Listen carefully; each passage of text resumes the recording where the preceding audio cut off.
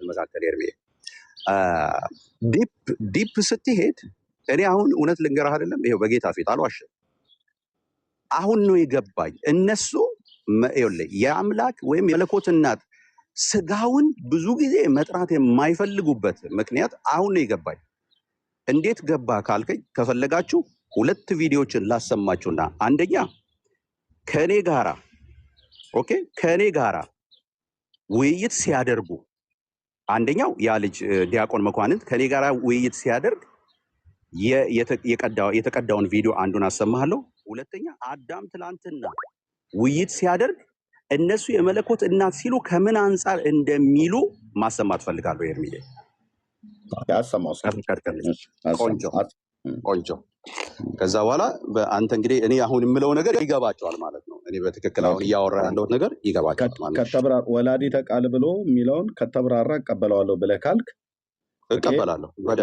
መብራራቱ ደግሞ በመጽሐፍ ቅዱሳዊ እስከሆነ ድረስ እቀበለዋለሁ ብለህ ካልክ ወላዲተ አምላክ የሚበሉ ወላዲተ ቃል የሚበሉ ከተብራራልኝ እቀበላለሁ፣ ባልተብራራበት ላይ ግን አልቀበልም ነው። አልቀበልም። ለምሳሌ አንድ ሰው መጥቶ እግዚአብሔርን ወልዳለች ቢለኝ እኔ ለምሳሌ ጥያቄ ውስጥ እገባለሁ። አየህ አሁን ትልቁ ጥያቄ ለምሳሌ ኤርሚዬ አሁን እኮ እኛ እኮ ለምን መሰለህ ሳናውቀው ሜንታሊ አቢውስ ተደርገናል። ምን ማለት መሰለህ ለምሳሌ ከአባታችን ሆይ በኋላ የሚባለውን እስኪ አንተ ጎበዝ ስለሆንክ በሱ የእመቤታችን ብለው የሚቀጥሉትን እስኪ በለው አንተ ኤርሚዬ አባታችን በኋላ ያለውን። እመቤታችን ማርያም ሆይ በመልአኩ በቅዱስ ገብርኤል ሰላምታ ሰላም እንልሻለን። በሀሳብሽ ድንግል ነሽ፣ በስጋሽም ድንግል ነሽ። የአሸናፊ እግዚአብሔር እናት ሆይ ሰላምታ ላንቺ ይገባል። ያዘልኝ እዚህ ጋር የአሸናፊው የማን የእግዚአብሔር እናት ሆይ ማን ነው? እዚህ ጋር እግዚአብሔር ተብሎ የተጠቀሰው የኢየሱስ ብቻ ነው? ከሶስቱ አካላት አንዱን ወልድን የሚላለው አላደረገም። ሜንሽን አላደረገም። ለሶስቱም አካላት ተከውዟል። ኤርሚዬ አይምሯችን የሆነ ነገር እንዲቀበል ተደርጓል። ኤርሚ በገድሉም እኔ ገድለ ዘራ ያዕቆብን ዘራ ብሩክን ለምሳሌ አውርጄው እያየሁት ነበረ። ኤርሚ እንደውም እደውልልሃለሁ ሁሉ ብዬ ነበረ ማለት በዚህ በገድሉ በሁሉም ተደርጎ አይምሯችን ውስጥ የእግዚአብሔር በስጋ የወለደችውን ክርስቶስን ሳይሆን መለኮትን ወልዳለች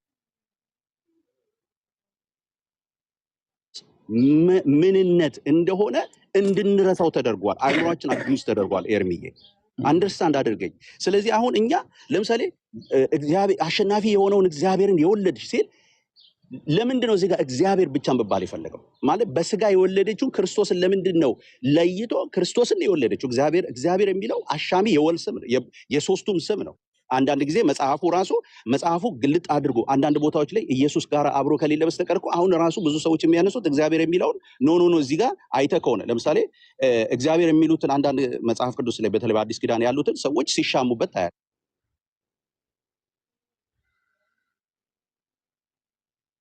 ቦታዎች አሉ አይተህ ከሆነ። ስለዚህ ቃሉ ራሱ አሻሚ ስለሆነ ተለይቶ መነገር ሲገባው ሆን ብለው ሳይለዩ የሚናገሩት ምክንያት ስላላቸው ነው። ቪዲዮች ላሰማ የኔን ሐሳብ የሚደግፉልኝ ቪዲዮ ስለሆነ አሁን የምታሰማቸው ሰዎች ናቸው እንደዛ ያላቸው ወይስ ቤተክርስቲያኒቱ ናት ያላት? ትምህርታቸው እኮ ነው። እኔ የተወያየሁት እሱን የሚገባው እነሱ ላይ ነው። እነሱ እኮ እንኳን ከነሱ ቤት አይደለም ከኛ ቤት ዲፌንስ እያገኙ ናቸው ያሉት። አየህ ለተነሳው ጥያቄ የኛን ቤት ነገር አንደርስታንድ አድርጎ ኦኬ ዜድ ከምን አንጻር ነው ያነሳው? እውነትም እስቲ ምንድነው ሊል የፈለገው ነገር ምንድነው ኤግዛክትሊ? ኦኬ ባካፕ ነው ማድረግ ያለብን። እስቲ በውስጥ በኩል ይሄን ሰው ያናግረው ነው ያሰበውን ነገር እስቲ ወይ እናስቁመው ወይ ደግሞ አብረን እንስራ የሚል ማህበረሰብ የለንም። አንፎርቹኔትሊ በዚህ በእኛ ሳይድ ባለው በጣም ችግር አለ። ገባ? የኔን ሐሳብ ሳይረዳ ሰው ሁሉም እየተነሳ ይከፍታል፣ ሁሉም እየተነሳ የሆነ ነገር ያደርጋል። ምንድነው ሊል ያሰበው የሚለውን የሚረዳ የለም። ትልቅ ችግር የሆነው ለምሳሌ ኤርሚዬ አሁን አንተም ስለሰማህ ነው የከፈትከው። አየህ ማን የተናገረው ትንሽ ፋር ብትሄድ ኖሮ ምናልባት አንተ ዴ ስልኬም ስላለ ኦ ዜድ ነው ያለው ቆይ ስላወራ ምን ማለት ፈልገው ትደውልልኝ ነበር። አየህ ሳትደውልልኝ ነው የከፈትከው። ሌሎቹም ሰዎች ሳያናግሩ አንዳንዶቹ ያናገሩኝ ሰዎች እስካሁን የከፈቱብኝ የለም። ያናገሩኝ ሰዎች እስካሁን ያወሩብኝ የለም። ለምን ይሄንን ሳስረዳቸው ኦኬ ከዚህ አንፃር ነው ቆይስ በደንብ እንየው ብለው ይዞ የመጡትን ሀሳብ ያደርጓል። እኛ እኮ አላወራንብህም። ኖ አንተ አላወራህም ኤርሚዬ ነገሩን አሁን ግን ሀሳቡን የተነሳብኝ ስለሆነ ይኸውልህ ምን ይሆናል መሰለህ አሁን እንትናም ተደረገ ያ ፖለቲክስ ይሰራበታል። ተረድተኛል። ግን ከመሰረቱ ማን ነው ያለው? ስለዚህ የኔ አቋም ይታወቃል። ዜድዬ እኔ ወላዲተ አምላክ ወላዲተ ቃል የእግዚአብሔር እናት ብለው የሚሉ ወገኖች እኔም ብዬ ብል ምን ማለት ነው ብሎ የሚለኝ ሰው ካለ አብራራዋለሁ ማለት ነው። ግን አሁን ግን ከኦርቶዶክሳውያን አቅጣጫ ከሆነ ግለሰቦቹ አሁን ያወራቸው ግለሰቦች የነገሩ ምንድነው ያወሩት ቪዲዮ አለ። ቀጥለህ ልከፍተህ ያለው እሱን ክፈተው። ግን ኦርቶዶክስ ቤተክርስቲያኗን ግን በተመለከተ ወላዲት አምላክ ብላ ስትል ምን እያለች እንደሆነ እንደ በቤተክርስቲያኒቱ እንዳደገ እንደቀደሰ ሰው አውቃለሁ። ወላዲተ ቃልም ወላዲት አምላክም ብላ ስትል አሁን ቅድም ተብሎ የተባለበት በእመቤታችን ማርያምን ብሎ በሚለው ሰው ሰራሽ ጸሎት ማለት ነው። ሰው ሰራሽ ጸሎት ነው። ባይዘው አድራሻ የሌለው ጸሎት አድራሻው አይታወቅም። ኢየሱስም ይሄንን አላስተማረም፣ ሐዋርያቱም አላስተማሩም። ከኒቂያ እስከ ቁስጥንጥንያ ባለ ጉባኤ ላይም አባቶች ያልደነገጉት ማለት አድራሻ የሌለው ጸሎት ማለት ነው። ሰው ሰራሽ ጸሎትም ሊባል አይችልም ሲጀምር እመቤታችን ማርያም ብሎ የሚል ማለት ነው። ለዚህ ነው እያንዳንዱ ወደ ጓዳ የገባው እንጂ ደጋግሜ በዚህ ጉዳይ ላይ ርዕስ አድርጌ ገብቼ ነበር።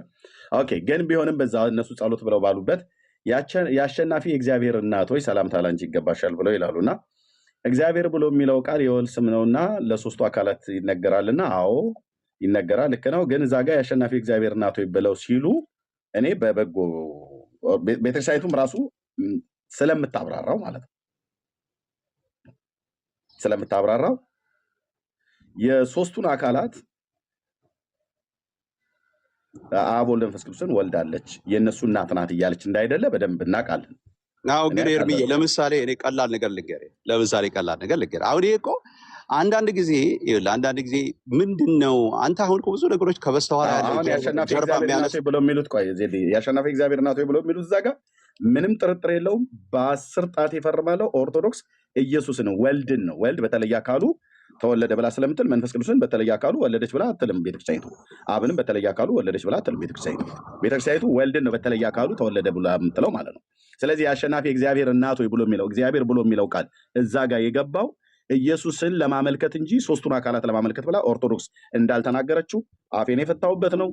ስጸልየው እኔም ጸሎት ነው ብዬ ስጸልይ የነበረውን አቡነ ዘበሰማያት ብዬ በሰላም ቅዱስ ገብርኤል መልአክ ኦግዝቴ ማርያም ሰላም ለኪ ብዬ ስለ የነበረው ነው።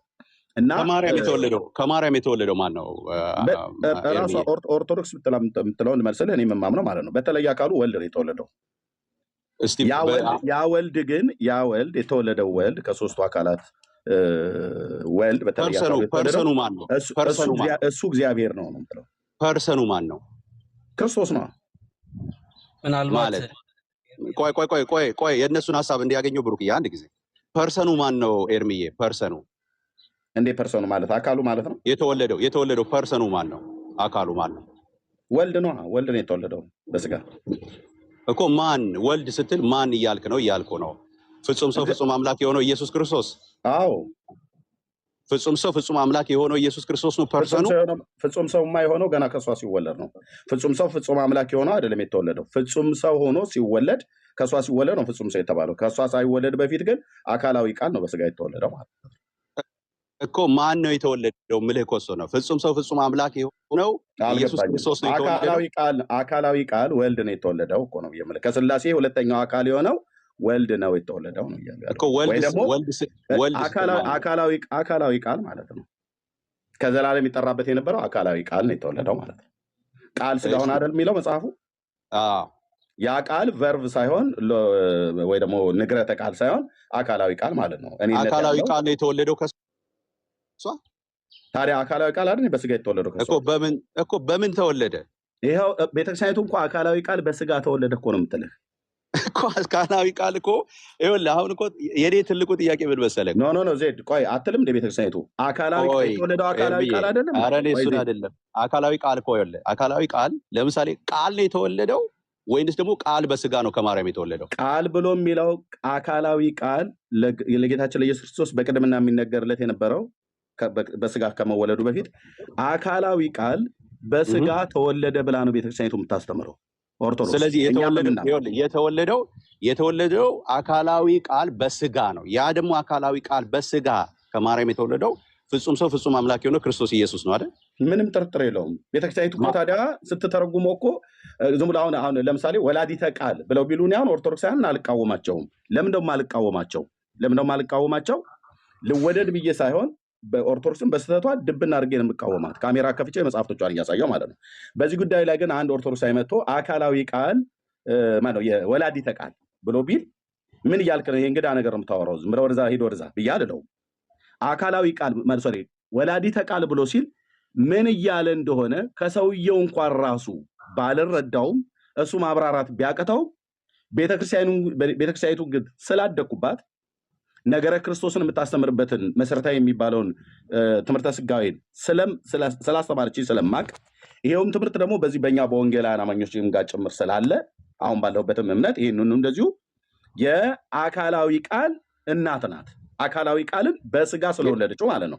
ስለዚህ የተወለደው አካል መለኮት ብቻ መለኮት ማለት ሰውነቱን ሳጠራ ከማርያም የተወለደው ሰውነቱን ሳጠራ ቃል ነው ብቻ ብለህ ማለት ትችላለህ። ሰውነቱን ሳጠራ ማን አለ እንደዛ? ኦርቶዶክስም አላለችም፣ እኛም አላለም፣ ካቶሊክም አላሉ። ስለዚህ አሁን ለምሳሌ ማን ነው የተወለደው?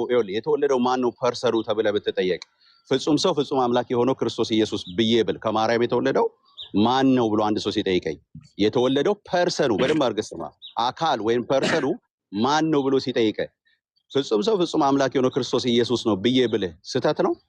ኖ ማለት አልበኔ አሁን አንተ ራስህ እንደዛ ብለህ ትላለህ። እኔን ግን ሰው ቢጠይቀኝ ማን የተወለደው ብለው ቢሉኝ የሥላሴ ሁለተኛው አካል የሆነው አካላዊ ቃል ተብሎ የተጠራው ከድንግል ሰው ሆኖ ሲወለድ ስግው ቃል ሆኖ የተወለደው ክርስቶስ ነው ብዬ እላለሁ እኮ። ስግው ቃል የሆነው ክርስቶስ ኢየሱስ ነው። ለምን እንደሆነ ታውቃለህ? ቆይ ዜድ፣ አንደኛ በማያላፋን ነገር ላይ ስንላፋ እንገኛለን፣ ወይ ደግሞ በማያከራክር ነገር ላይ ስንከራከር እንገኛለን። ችግር የለው፣ መከራከር ትችላለህ ከኔም ጋራ ከእነሱም ጋራ ከፈለክ ማለት ነው። ግን የኢትዮጵያ ኦርቶዶክስ ተዋሕዶ ቤተክርስቲያን ወላዲተ አምላክ ወላዲተ ቃል የእግዚአብሔር እናት ብላ ስትል ቴዎቶኮስ ብላ ስትል ምን እያለች እንደሆነ እኔ አስቀድሜ በዛው ቤት እያለሁ ስለማቅ ይሄ ትምህርት ደግሞ መጽሐፍ ቅዱሳዊ ትምህርት መሆኑን ስለማቅ በምንም አይነት መልኩ አንድ ኦርቶዶክስ ቢመጣ ወላዲተ ቃል ብሎ ቢለኝ ሂድ ወደዛ አንተ ማትረባ እንደዚህ አይነት ስህተት ትምህርት የምታመጣ ብዬ አልለውም። ለምንድን ነው የማለው? ቤተክርስቲያኒቱ የምትለውን አውቃለሁ። ቤተክርስቲያኒቱ የምታስተምረውን ጤናማውን ትምህርት አውቃለሁ። ስለዚህ ወላዲተ ቃል ብሎ ቢለኝ እኔ አሜን ነው ብዬ የምለው። ምን እያለ ነው? አካላዊ ቃልን የሥላሴ ሁለተኛውን አካል ወልድን እሱን በስጋ መውለዷን ኦርቶዶክስ ስለምታብራራ ማለት ነው። እሱ ማብራራቱ ላይ አይደለም ኤርሚዬ፣ ችግር ያለው እኮ ማብራራቱ ላይ አይደለም። አንደርስታንድ እንድታደርግ የሚፈልገው ይኸውልህ፣ ለምሳሌ እኔ ጠየቀኝ ማን ነው የተወለደው ብሎ ሲለኝ ከማርያም ስጋ የሆነውን ነው የምትለኝ አልኩት። አዎ ኦኬ፣ ስጋ ከሆነ በኋላ ፍጹም ሰው ፍጹም አምላክ ይባላል። ኖ ማን ነው የተወለደው? እሱ ነው የተወለደው ይለኛል። አዎ የተወለደው እሱ ነው። ልክ አይደለህም አሉ። ልክ አይደለህም። የተወለደው ስግው ቃል ይኸውልህ፣ ቆይ የተወለደው ከማርያም የተወለደው ቃል ያ ቃል መጀመሪያ የነበረው ቃል ስግው ቃል ነው የተወለደው አይደል? ስግው ቃል የሆነው ከሷ ሲወለድ ነው እኮ። ከሷ ሲወለድ እኛ ለማርያም እኮ ይኸውልህ፣ ማርያም እኮ የስግው ቃል እንጂ የቃል ጀማሪ እኮ አይደለችም እኮ። እሷ የቃል ጀማሪ ነች፣ ማንም ያለ የለም ኦርቶዶክስ ማለት። ኦኬ በቃ ስለዚህ ይኸውልህ፣ አንድ ሰው ለምሳሌ የስግው ቃል የኢየሱስ ክርስቶስ ይኸውልህ፣ የስግው ቃል ወንድምነት፣ ቆይ ኦርቶዶክስ ስታስተምር ኦርቶዶክስ ብላ ስትል ስግው ቃልን ወልዳለች ወይ ደግሞ ስግው ቃልን ወልዳለች ብላ ስትል ለቃልነቱ አስገኝ ነው ብላ ተናግራለች እንዴ? አልተናገረችም እኮ። ካለ ግን መረጃ ካለ መጽሐፉን አውጣና ንገረኝ ነው የምታውቀው ነገር ካለ ማለት ነው።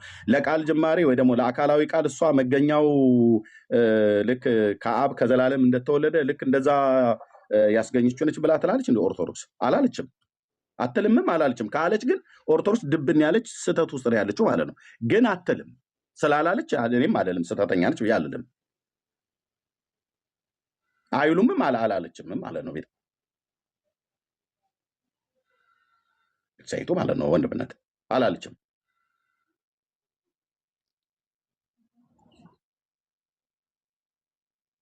አዎ ይኸውልህ፣ ሶሪ ሰው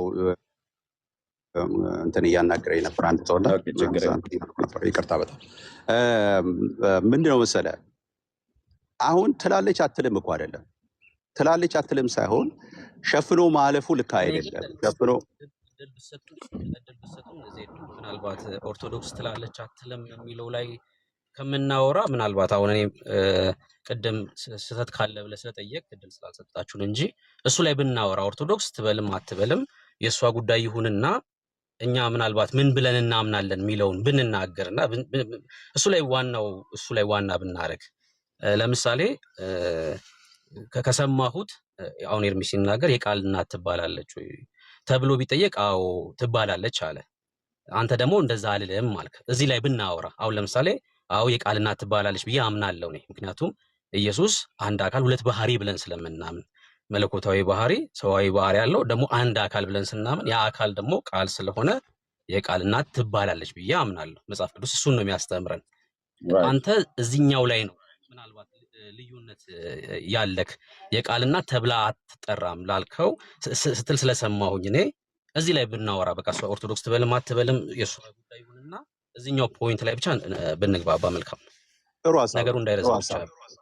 ጥሩ ሐሳብ ነው ብሩክ፣ የጌታ ይባርክ። አዎ ምንድነው እሱን የተናገርኩበት ሐሳብ ምንድነው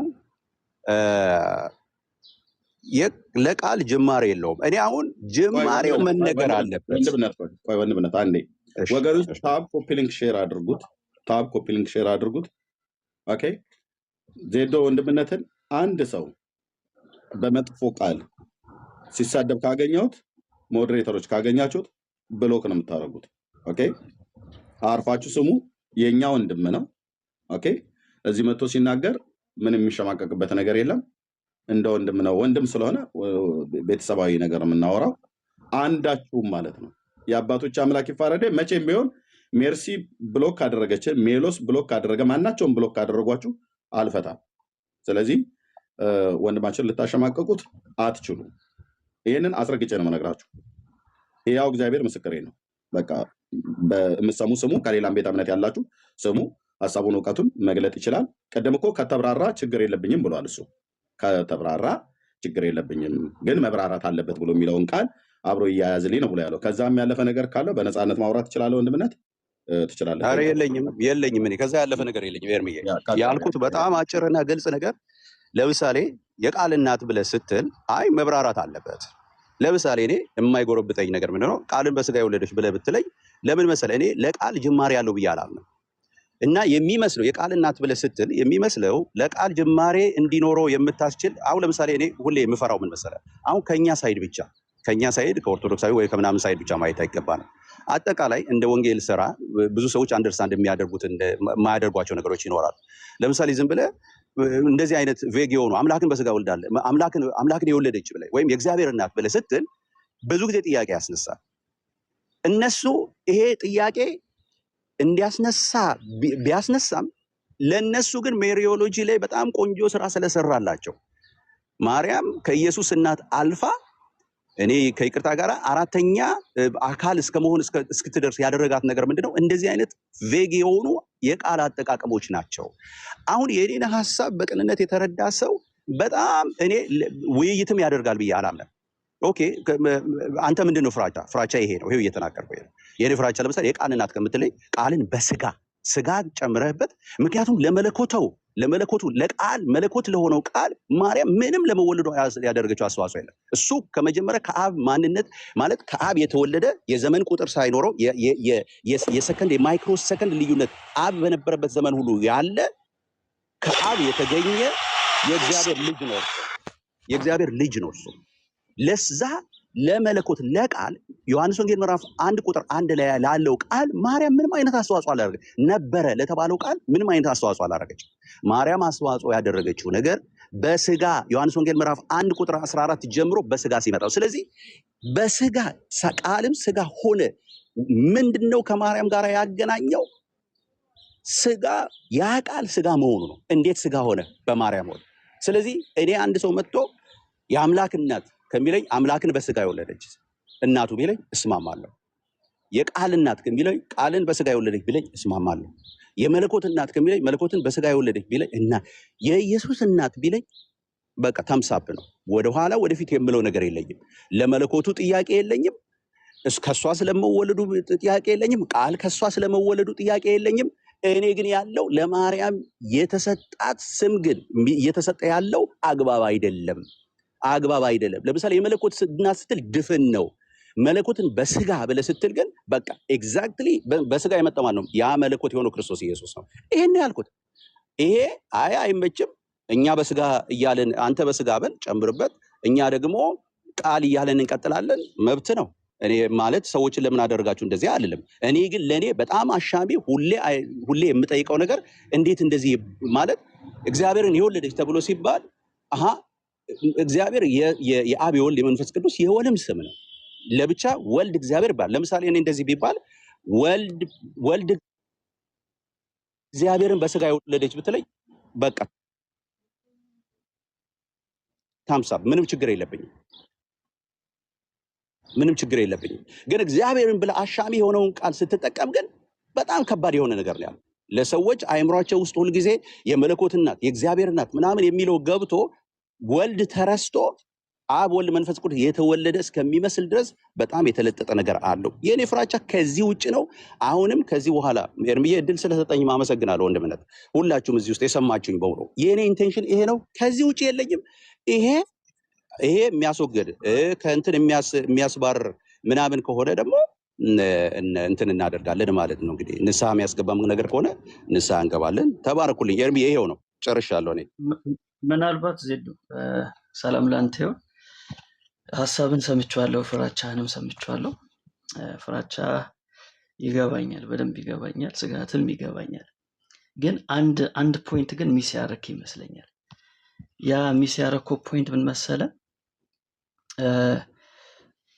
ፐርሰን ሲባል አንድ ፐርሰን ነው ብለን ስለሆነ የምናምነው ያ ፐርሰን ፍጹም አምላክ ፍጹም ሰው አይደለም።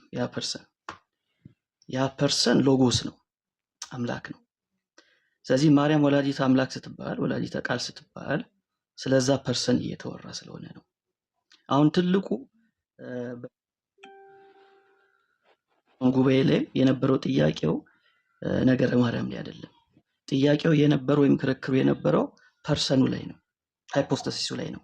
ወይም ደግሞ ለዛ ሃይፖስታሲስ ወይም ለዛ ፐርሰን የሰጡት ዴፊኒሽን ላይ ነው። የንስጥሮስ ትልቁ ችግር ውልደቱን ያየው ከኔቸር አንጻር ነው። አሁን በስጋም ሲባል በርዝ ኦፍ ኔቸር ብለን እያሰብን ከሆነ ለኔቸሩ ተወለደ ወይም ሰብአዊነቱ ተወለደ የሚለው ፖይንት ላይ ብቻ እያሰብን ከሆነ እሱኛው አደጋ አለው። ወዴት ነው የሚወስደን? ወደ ንስጥሮስ ነው የሚወስደን። ምክንያቱም ንስጥሮስ ያሰበው አንድ ሴት ስትወልድ የምትወልደው ኔቸሩን ስለሆነ ማርያም የወለደችው ሰብአዊነት ኔቸሩን ነው። ስለዚህ ኢየሱስ ክሪስቶቶኮስ ነው የሚባለው ብሎ አስቀመጠ ማለት ነው። ከዛ በኋላ ያ ሰውነት ማደሪያ ሆነ። ስለዚህ ማደሪያ ሲሆን የሎጎስ ቴዎፎሮስ ሆነ፣ አምላክን ተሸካሚ ሆነ የሚልን ሀሳብ አስቀመጠ። ይህን ያነሳበት ምክንያት ምንድን ነው? ውልደቱ የኔቸር ነው ብሎ ስላሰበ ነው። ቄርሎስ መጣና ቄርሎስ ደግሞ ያስተካከለው በምን መንገድ ነው? ውልደቱ የፐርሰን ነው ብሎ ነው ያመጣው። ያ ፐርሰን የሰውነትን ባህሪ ገንዘቡ አደረገ። ተመልከት፣ ያ ፐርሰን የሰውነትን ባህሪ ገንዘቡ አደረገ። ስለዚህ በሁለቱ መካከል ያለው ልዩነት ምንድነው ከተባለ ንስጥሮስ ዋት ላይ ነው ያተኮረው፣ ቄርሎስ ደግሞ ሁ የሚለው ነገር ላይ ነው ያተኮረው። ስለዚህ አሁን እያወራን ያለ ነው አንድ ፐርሰን ነው ስንል ያ ፐርሰን ፍጹም አምላክ ፍጹም ሰው ነው እያልን አይደለም። የአንዱ ፐርሰን ሎጎስ ነው፣ አምላክ ነው፣ which is ወልድ ነው። ወልድ ምን አድርጓል? የሰውነትን ባህሪ ገንዘቡ አድርጓል። የሰውነትን ባህሪ ገንዘቡ አድርጓል። ስለዚህ ማርያም የወለደችው ማን ነው ከተባለ ይህን ሎጎስን የወለደችው፣ ይህን ሎጎስን ወልዷለች። ያንን አንዱን ፐርሰን ወልዷለች ማለት ነው። ከዛ አንጻር ነው ማየት ያለብን። ስለዚህ ፐርሰኑ ፍጹም አምላክ ፍጹም ሰው አይደለም። ፐርሰኑ ፍጹም አምላክ ነው። በእያንዳንዱ ጌታችን ኢየሱስ ክርስቶስ ሲናገር ሲያደርግ አይ የሚለው ከእያንዳንዱ አክሽን በስተኋላ ያለው አይ የሚለው ማን ነው? ፐርሰኑ ነው፣ which is the logos። ይሄ ሎጎስ ምን አድርጓል? ሰውነትን ገንዘቡ አድርጓል፣ ባህሪን ገንዘቡ አድርጓል። ምክንያቱም ውልደት ላይ የራሱ ትልቅ ጥያቄ ስለሚነሳ ነው። አንድ ሴት የምትወልደው ፐርሰንን ነው ወይንስ ኔቸር ነው ተብሎ ጥያቄ ነበር። በዛ ምክንያት አሁን አንድ ሴት ኔቸርን ነው የምትወልደው ከተባለ የዛ ሁሉ ኔቸር እናት ሆነች ማለት ነው። እሱ በጣም ችግር ነው። ለምሳሌ እኔ እናቴ እኔ ስትወልደኝ እኔ ነው የወለደችኝ፣ which is a person። የኔቸር ሁሉ ልትሆን ስለማትችል ማለት ነው። ስለዚህ ማርያም የወለደችው ማለት ነው ያንን ፐርሰን ወልደዋለች። ስለዚህ ያ ፐርሰን ሂውማን ፐርሰን አይደለም። ይህንን በደንብ 4 ነጥብ ማድረግ ያስፈልጋል። ሂውማን ፐርሰን አይደለም፣ ዲቫይን ፐርሰን ነው። እኔ ዲቫይን ፐርሰን ምን አለው? ሂውማን ኔቸር አለው። ሂውማን ኔቸር አለው። ስለዚህ አንዱ ፐርሰን ፍጹም አምላክ ፍጹም ሰው ነው የሚለው ቅድም ስጠቀም ስቴትመንቱን ሰምቼዋለሁ እና እሱኛው ልክ አይደለም ለማለት ነው። ቴንክ ዩ። ቅድም ዜዲ ወንድምነት ያልኩ አካላዊ ቃልም ማለት ነው ፐርሰኑ ሎጎስ የተባለው እሱን ማለት ነው። ቨርብ ያልሆነው ንግረተ ቃል ያልሆነው አካላዊ ቃልን እሱም ፐርሰን ሰው ሆነ ነው የሚለን እዛው ዮሐንስ ላይ ማለት ነው። እና ቴንክ ዩ ሜላ ተባረኩ። እሺ ብሩኬ ቅድም እያወራህ ነበር የምትለው ነገር ካለ በና እሺ አንድ ነገር ብቻ ብዬ ልውረድ። ያ ፐርሰን እኔ ፕሮሶፖኑ እሱን አንደርስታንድ እኮ አደርጋለሁ። የእኔ ጥያቄ የእሱ ጥያቄ አይደለም። ያንን ፐርሰን ወለደችው ብለን ስንል ያ ፐርሰን የተወለደው በስጋ ነው። እኔ አሁን የኔ ትልቁ ጥያቄ ያ ፐርሰን ከሷ ጋር አሁን ፐርሰኑን ወለደችው ብለን ስንል ያልነበረ ወደ መኖር ማምጣት ማለት አይደለም። ያ ፐርሰን መጀመሪያ የነበረ ገብቶኛል እኮ የሷ አሁን እኔ ወለደችው የሚለው ራሱ አሁን እኔ በስጋ የሚለው ካልገባ በስተቀር አዎ በስጋ ተወልዷል። ይሄ በመስቀል ላይ የሞተው ስለኛ በምድር ላይ የተመላለሰው እኔ እንደዚህ እናድርገው። ቆይ በስጋ ብሎ የሚለውን ቃል የማይጠቀም አብያተ ክርስቲያናት አለ ከኦርቶዶክስ ጀምሮ፣ እኛም ወንጌላውያን ካቶሊካውያንም በዚህ ጉዳይ ላይ ስንናገር በስጋ ብሎ የሚለውን ቃል ሳይጠቀም ዝም ብሎ የሚናገር አለ። ሲብራራ ነው የሚባለው። ሲብራራ ለምሳሌ ከቅድም ጀምሬ እኔ የምለው ኤርሚዬ አሁን እኔ በቃ እናንተ እኮ መቀጠል ትችላላችሁ። እኔ አሁን የኔ ትልቁ እንትን የምን መሰለህ ሪዘርቬሽኔ አሁን እኔ አልወለደችውም አይደለም። አየህ ፐርሰኑን አልወለደችም። ፐርሰኑን ግን በስጋ ነው የወለደችው። ፐርሰኑን አይደለም የወለደችው፣ ፐርሰኑን በስጋ ነው የወለደችው። ምን ማለት ነው? ለፐርሰኑ የሆነ ነገር ሳይኖር ወደ መኖር። አሁን ይኸውልህ በደንብ አድርጋ አንደርስታንድ አድርግ። የኔን ፍራቻ በደንብ ስሙ። አሁን ፐርሰኑን ብቻ የገለጽን ከሆነ ፐርሰኑን ስትፈልግ የምትወልድ ስትፈልግ የማትወልድ የሚያስመልስል ነገር ይገባል። እኔ እንደሱ ከምንል የለም እንደዛ እኮ ያለ የለም ነው ዜድዬ። እኔ አሁን ኤርሚዬ በቃ እኔ አሁን ፐርሰኑን ብቻ ወለደች ከሚባል እኔ አንደርስታንድ የማደርገውና ቢሆን ብዬ የማስበው ምንድነው እኔ ከዚህ በኋላ የምጠቀመውን ከተጠቀምኩ ፐርሰኑን በስጋ የሚለውን ነው ይገልጻል ብዬ ስለማስብ ከዚህ ይሄ ስህተት ከሆነ እኔ ለምሳሌ ቃል የሚለው ዮሐንስ ወንጌል ምዕራፍ 1 ቁጥር 1 ላይ ያለው በእግዚአብሔር ዘንድ ነበረ የተባለለት ነው። ያንን ቃል አምጥቼ እኔ ያው ለምሳሌ ቃሉን ወልዳለች ከምል ይልቅ ቃልም ስጋ ሆነ ከተባለበት ዮሐንስ ወንጌል ምዕራፍ 1 ቁጥር 14 ጀምሮ ያለው ስሰጥ ግን ከማርያም ጋር ሳያይዝ ግን ደስ ይለኛል። ዮሐንስ ወንጌል ምዕራፍ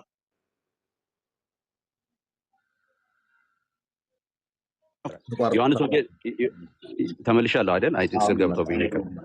ዮሐንስ ወንጌል ይኸውልህ እኔ ከማርያም ጋር ሳያይዝ ልክ ነው ብዬ የምለው ዮሐንስ ወንጌል ምዕራፍ 1 ቁጥር 1ን ሳይሆን ዮሐንስ ወንጌል ምዕራፍ 1 ቁጥር 14 ነው። ቃልም ስጋ ሆነ የሚለው ነው የሚገልጠው ብዬ ነበር። ምን ማለት ነው? የውላጤ በሌለበት ወይም ደግሞ ቃልነቱን አጥቷል ሳይሆን ቃልነቱን ሳያጣ ገንዘብ ያደረገ ከማርያም። ስለዚህ የማርያም ድርሻ ምንድን ነው? ያ ቃል ዘላለማዊ ቃል በእርሷ ስጋን መንሳቱ ነው። በቃ ለስጋ ጅማሬ ነው እንጂ ከሷ ጋር የሷ ምክንያትነት የስጋ ጅማሬ እንጂ ለቃል እናትነት ቃልን ማለት ልክ ቃል አባት እንዳለው ቃል እናት አለው ወደ ማለት መውሰድ የለበትም ነው። ቃልን ግን በስጋ ብለን ስንል በስጋው ሰውነት በኩል እንግዲህ ቅድም እንዳልነው ሜሎስ በተለይ ይሄኛውን ጥሩ አድርጎ አብራርቶታል። እኔ ከአሁን ከአንተ ሀሳብ ጋር ልስማማ የምችለው ይህን ስትመልስልኝ ነው። ኦርቶዶክስም ትሁን እኛ ወንጌላውያን አማኞች ካቶሊካውያንም ይህን ትምህርት ሲያብራሩት አካላዊ ቃል ስጋ ሆነ የሰውን ተፈጥሯዊ ባህሪ ገንዘቡ አደረገ ተብሎ ያልተነገረ ወይ እንደዚህ ብሎ የማያብራራ ያልተናገረ ቤተክርስቲያን አለ ወይ? በሌለበት ለምንድን ነው አንተ ቃል አሁን አካላዊ ቃል ወይ ደግሞ ወላዲት አምላክ ወይ ወላዲተ ቃል ወይ የእግዚአብሔር እናቱ ብላ ኦርቶዶክስ ቅድም ለማርያም ጸሎት ተብሎ በተባለበት ላይ ባስገባችበት ላይ የእግዚአብሔር እናቱ ብላ ስትል እኔ ኦርቶዶክስን የምረዳት የሶስቱ አካላት እናት ነች እያለች አይደለም። አሁን እኮ ነገረ ክርስቶስ ላይ አይደለም ነገረ ክርስቶስ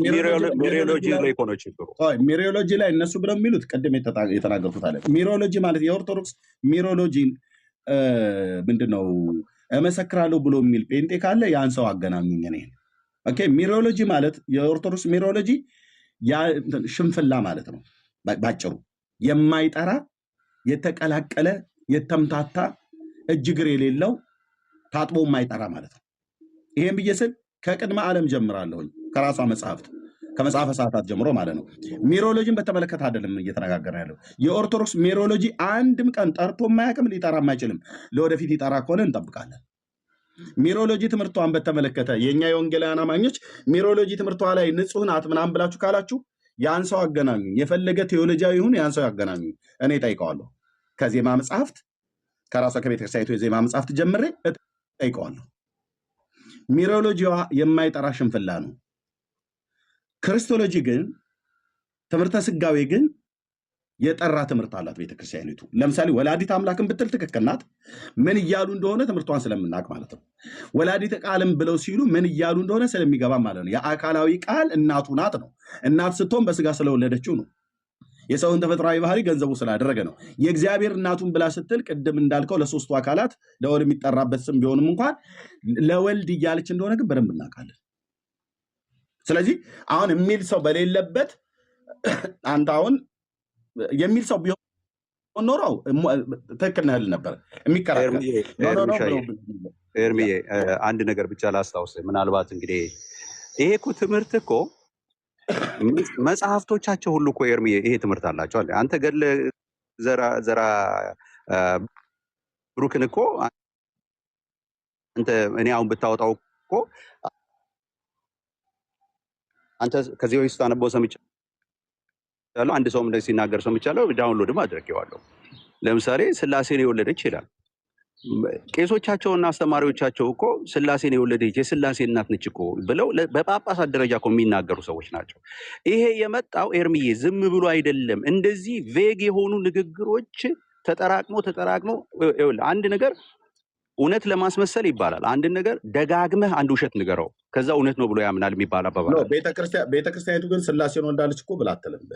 ወንድምነት ማን የሚለው ኖ በቤተክርስቲያን ውስጥ ያሉ ግለሰቦች ለምሳሌ እነ ብፁዕ አቡነ ማናቸው ባለ ፊልጶስ እንደዚህ ገድለ ዘርዓ ብሩክ እኮ ገድሎቿ ለዚህ እኮ ነው አየህ፣ ገድሎቿ እና ድርሳኗታ ታምራቷ ላይ የጻፈችው ሚሮሎጂን በተመለከተ የጻፉት ነገረ ማርያምን በተመለከተ የጻፉት በሙሉ የማይጠራ ያልጠራ ሽንፍላ ብየዋለሁ እኔ ማለት ነው።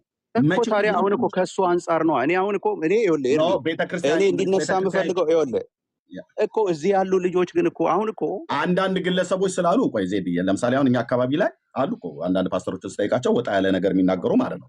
በነዛ ሰዎች አይን እኛ አልታይም። ኦኬ አንድ ሰው መጥቶ ክርስቶስ ኢየሱስ አሁን እኔ በጣም ብዙዎች የገጠሙኝ ነበሩ። በጣም ብዙዎች ማለት ነው ክርስቶስ ኢየሱስ ከማርያም ሲወለድ በስጋና በደም አልተካፈለም ብለው የሚሉ ማለት ነው። ኦኬ ይሄንን ብለው ያሉ ሰዎች በጣም ከቅርብ እስከ ሩቅ ድረስ ያሉ በጣም ብዙዎቹ ንስሐ ገብተዋል፣ አስተካክለዋል፣ ንስሐ ገብተዋል። መጥተውም ይቅርታ እንዲጠይቁ አድርጌያለሁም በውስጥም ጭምር ማለት ነው። ለምን ትምህርቱን አስተምረን ትምህርቱን ነግረን ማለት ነው።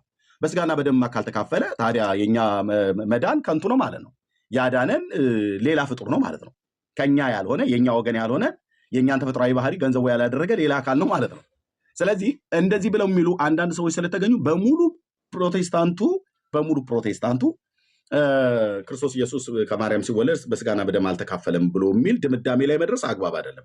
ልክ እንደዚህ ሁሉ አሁን ኦርቶዶክሳውያኑም ጋር አንዳንድ ሰዎች መጥተው የስላሴ አልተካፈለም አይሉም እኮ አይደለም ኤርሚ፣ አልተካፈለም አይሉም ሳይሆን አይሉ የቃላት አጠቃቀም ግን ጥንቃቄ ይደረግ። ጥንቃቄው እንዳለው ነው። ዜዲ አንዳንድ አገልጋዮች የኦርቶዶክስ አገልጋዮች ማለት ነው። ለምሳሌ ቅድም እየተናገርኩት ነበር። ይሄ ምንድነው በርገር በልቶ የጠገበ አንድ ዲያቆን አለ፣ ዲያቆን ብሎ የሚል ዲያቆን ሕዝቅያስ ማለት ነው። አሜሪካ ሀገር ያለው የኦርቶዶክሱ ምን አለ? ማርያም ከሌለች ስላሴነት የለም ማለት ነው። የሱ ቅዠት ነው። ኖ ቅዠት አይደለም። ቅዠት ሳይሆን ይሄን ቅዠት የሚጋሩት ማርያም ታማልዳለች የሚለው ኤርሚዬ፣ ማርያም ታማልዳለች ያለ ማርያም አማላጅነት ዓለም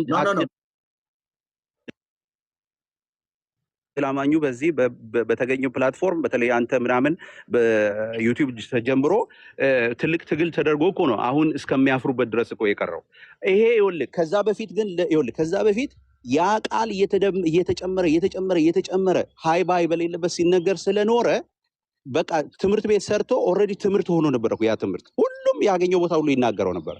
አሁን ግን የወንጌል አማኙ መምጣቱ ወደ ሚዲያ መምጣቱና ነገሮችን ገሃድ መውጣታቸው ትምህርታቸውን እንዲያደርግ አሁንም ምን የምለው ይኸውልህ ይሄ ለምሳሌ ልክ አባታችን ሆይ ኢየሱስ ያስተማረውን ኢየሱስ ያስተማረውን የአባታችን ሆይ ጸሎትን ተከትሎ በታሪክ ማለት በመጽሐፍ ቅዱስ አንድም ቦታ ሐዋርያቱ ያላስተማሩን እነሱ ግን የት ምን ይላሉ? ከአፖስቶሊክ ሰክሴሽን አለን የሚሉት ሰዎች እመቤታችን ቅድስት ድንግል ማርያም ወይ ሰላምታ ይገባሻል ብለው በመልአኩ በገብርኤል ሰላምታ ሰላም እልሻለሁ ብሎ ይቀጥልና የአሸናፊው የእግዚአብሔር እናት ወይ ብሎ ሲል አይምሮ ውስጥ የሚጨምረው ይኸውልህ እንደዚህ አይነት ቃላቶች ቬግ የሆኑ ቃላቶች ገብተው ኖርማል ሆነውብናል አሁን። ስለዚህ እኔ አሁን ለምሳሌ ሰዎች ኖ ይኸውልህ ተመልከት፣ መሆኑን የምታውቀው ኤርሚዬ መሆኑን የምታውቀውን ጥያቄዎች ልጠይቅ በነገረ ክርስቶስ ላይ አሁን ማለት ነው። አንተ ቆይ አንድ ጊዜ ቆይ እችን ብቻ አልቆይም። ቆይ ብሩክሻ አንዴ ኤርሚዬን አንድ ነገር እያወራው አንዴ ወንድምነት አንዴ ጨርስና ድምፅህም ሩቅ ነው ብሩክ፣ አስተካክለው። ኤርፎን ካለ ነቀለው። ኤርሚ አሁን የምጠይቅህን ስማኝ። ከማርያም የተወለደው ቃል በስጋ ነው አይደል ኤርሚዬ? አዎ ያ አካላዊ ቃል በስጋ ነው የተወለደው። መለኮት በስጋ ተወልዷል ከማርያም አይደል? አካላዊ ቃል የሆነው ራሱ የሶስቱ አካላት የሚጠቀሙትን አንድ ባህሪ መለኮት ብሎ የሚለውን ይጋራል። መለኮት በስጋ ወለደች ብለው ቢሉ ምን እያሎች እንደሆነ ቤተክርስቲያኒቱ በደንብ ታብራራዋለች። እሺ ወልድ እግዚአብሔር በስጋ ተወልዷል አይደል ከሷ? አዎ እሺ ወልድ እግዚአብሔር ብዬ ስልና እግዚአብሔር ከሷ ተወልዷልና ወልድ እግዚአብሔር ከሷ ተወልዷል ብዬ ስል የትኛው ነው ኢየሱስን በይበልጥ የሚገልጠው? በይበልጥ የሚገልጠው በተለየ አካሉ ስትጠራው ነው። ግን ደግሞ እግዚአብሔር ብላ ስትል ቤተክርስቲያኒቱ ለሶስቱ አካላት ሶስቱንም ወለደች ብላ እያለች አይደለም። ለምንድን ነው በየጸሎቶቻቸው በየሁሉ ቦታ ማለት ነው የመለኮት እናት የእግዚአብሔር እናት ብቻ የሚለውን ቃል ሲያብራሩት ነው እንዴት ነው ብለህ ስትጠይቃቸው ነው እንጂ ለምንድን ነው ሁሉ ቦታ ላይ እነዚህን ቃላቶች የሚጠቀመው? ቬግ የሆኑት ብቻ የሚጠቀሙት ለምን ይመስላል? እግዚአብሔር መለኮትን የወለደች የመለኮት እናት ምናምን እያሉ በዚህ የተሰናከለ ሰው አለ? ዜድ ይህንን ብላ በማለቷ ኦርቶዶክስ የተሰናከለ ሰው አለ? ለምን አይኖርም? እኔ አንደኛ ከራሷ ምእመን ነው የተሰናከለው። እኔ እንትን ከመስራት በመጀመሪያ ደረጃ አንዳንድ ነገሮች እንደዚህ አይነት ነገሮችን ጥንቃቄ እናድርግ ብሎ ሲባል አንድ ነገር ሰዎች እስቲ የተሰናከለ ወይም ደግሞ በዚህ ጉዳይ በቃ እግዚአብሔርን ወለደች እንዴ ብሎ የመጣም ሰው ካለ አምጣ ብሎ ማለት ተገቢ ነው ብዬ አላምንም። ሰዎች ስለተሰናከሉ ስላልተሰናከሉ ብቻ አይደለም ትምህርቶቻችን አምጣ ብዬ ባልልም አንደኛ ኦርቶዶክስ የእግዚአብሔር እናት ብላ ስትል ለምእመናዊን ብላ ስትናገር በተለይ አካሉ ወልድ ከእሷ በስጋ እንደተወለደ በማብራራት ትናገራለች። የምናውቀው ነው። እኛም ከዛው ቤት ስለበቀልን፣ እዛው ቤት ስላደግን፣ እዛው ቤት መንፈሳዊ ትምህርትን ስለተማርን፣ እዛው ቤት ይህን ትምህርት ተምረናል፣ እዛው ቤት ቀድሰናል። ስለዚህ ኦርቶዶክሳውያኑ ራሱ በዚህ ጉዳይ አሰናከልሽን የእግዚአብሔር እናት ብለሽ በማለትሽ ብለው አላሏትም። ለምን?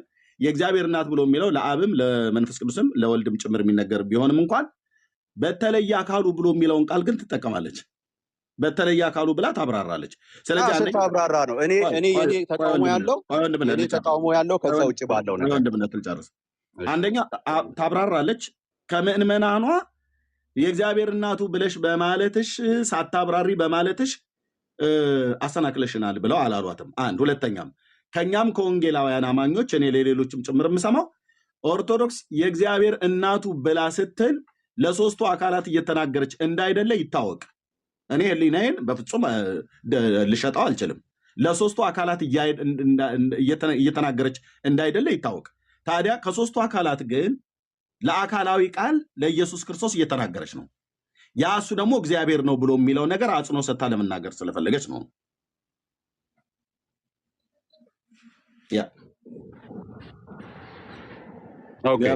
ብርኬ መቀጠል ይችላል። እርምዬ ጌታ ኢየሱስ ይባርካቸው። እናንተ ቀጥሉ። ስራ ላይም ስለሆንኩኝ ዘመናቸው ይባረክ። ያው እኔ ግን የኔን ሀሳብ ብቻ 30 ሰከንድ ስጠኝና እንትን አድርጌ አይ ቲንክ ሜላ ከአንተ ጋር አይ ቲንክ ልጠይቅ ፈልጎ ይመስለኛል። አይ ዶንት ኖ ከቻልክ ወንድምነት። እሺ ሜላ ሶሪ ብሩኬ እኮ ሳትወጣ ዜዶ ምናልባት ጥያቄ ስላለኝ እሺ ወንድም እሱ መልሰልን ብትወጣ ማለት ነው ከማስተካከል ምናልባት እኔ ቅድም ሜላ የተናገረው በጣም ቆንጆ ነበር ብዬ አስቤ ነበር እና አሁንም እሱ ላይ ጥያቄ የሚሆነው እሱ ላይ ነው። ለምሳሌ እኛ አንድ አካል ሁለት ባህሪ ብለን እናምናለን። ሁለት ባህሪ ስንል ፍጹም ሰው ፍጹም አምላክ እያልን ያለ ነው። ከዛ መጠበቂያዎቹን ደግሞ እንናገራለን ቀጥለን። አንድ አካል ብለን ስናምን እንዴት ትረዳለህ? ይሄ ቢመለስ ቀላል ይሆናል ብዬ ስለማምን ነው። አንድ አካል ስንል ምን እያልን ነው? እሱን ብትነግረን ዜዶዬ። አንድ አካል ማለት አንድ አካል ነው። እኔ ማለት የሚችል ስሜት፣ ፈቃድ፣ እውቀት ያለው ማለት ነው። ኦኬ፣ አንድ አካል እሱ ሊባል የሚችል ማለት ነው።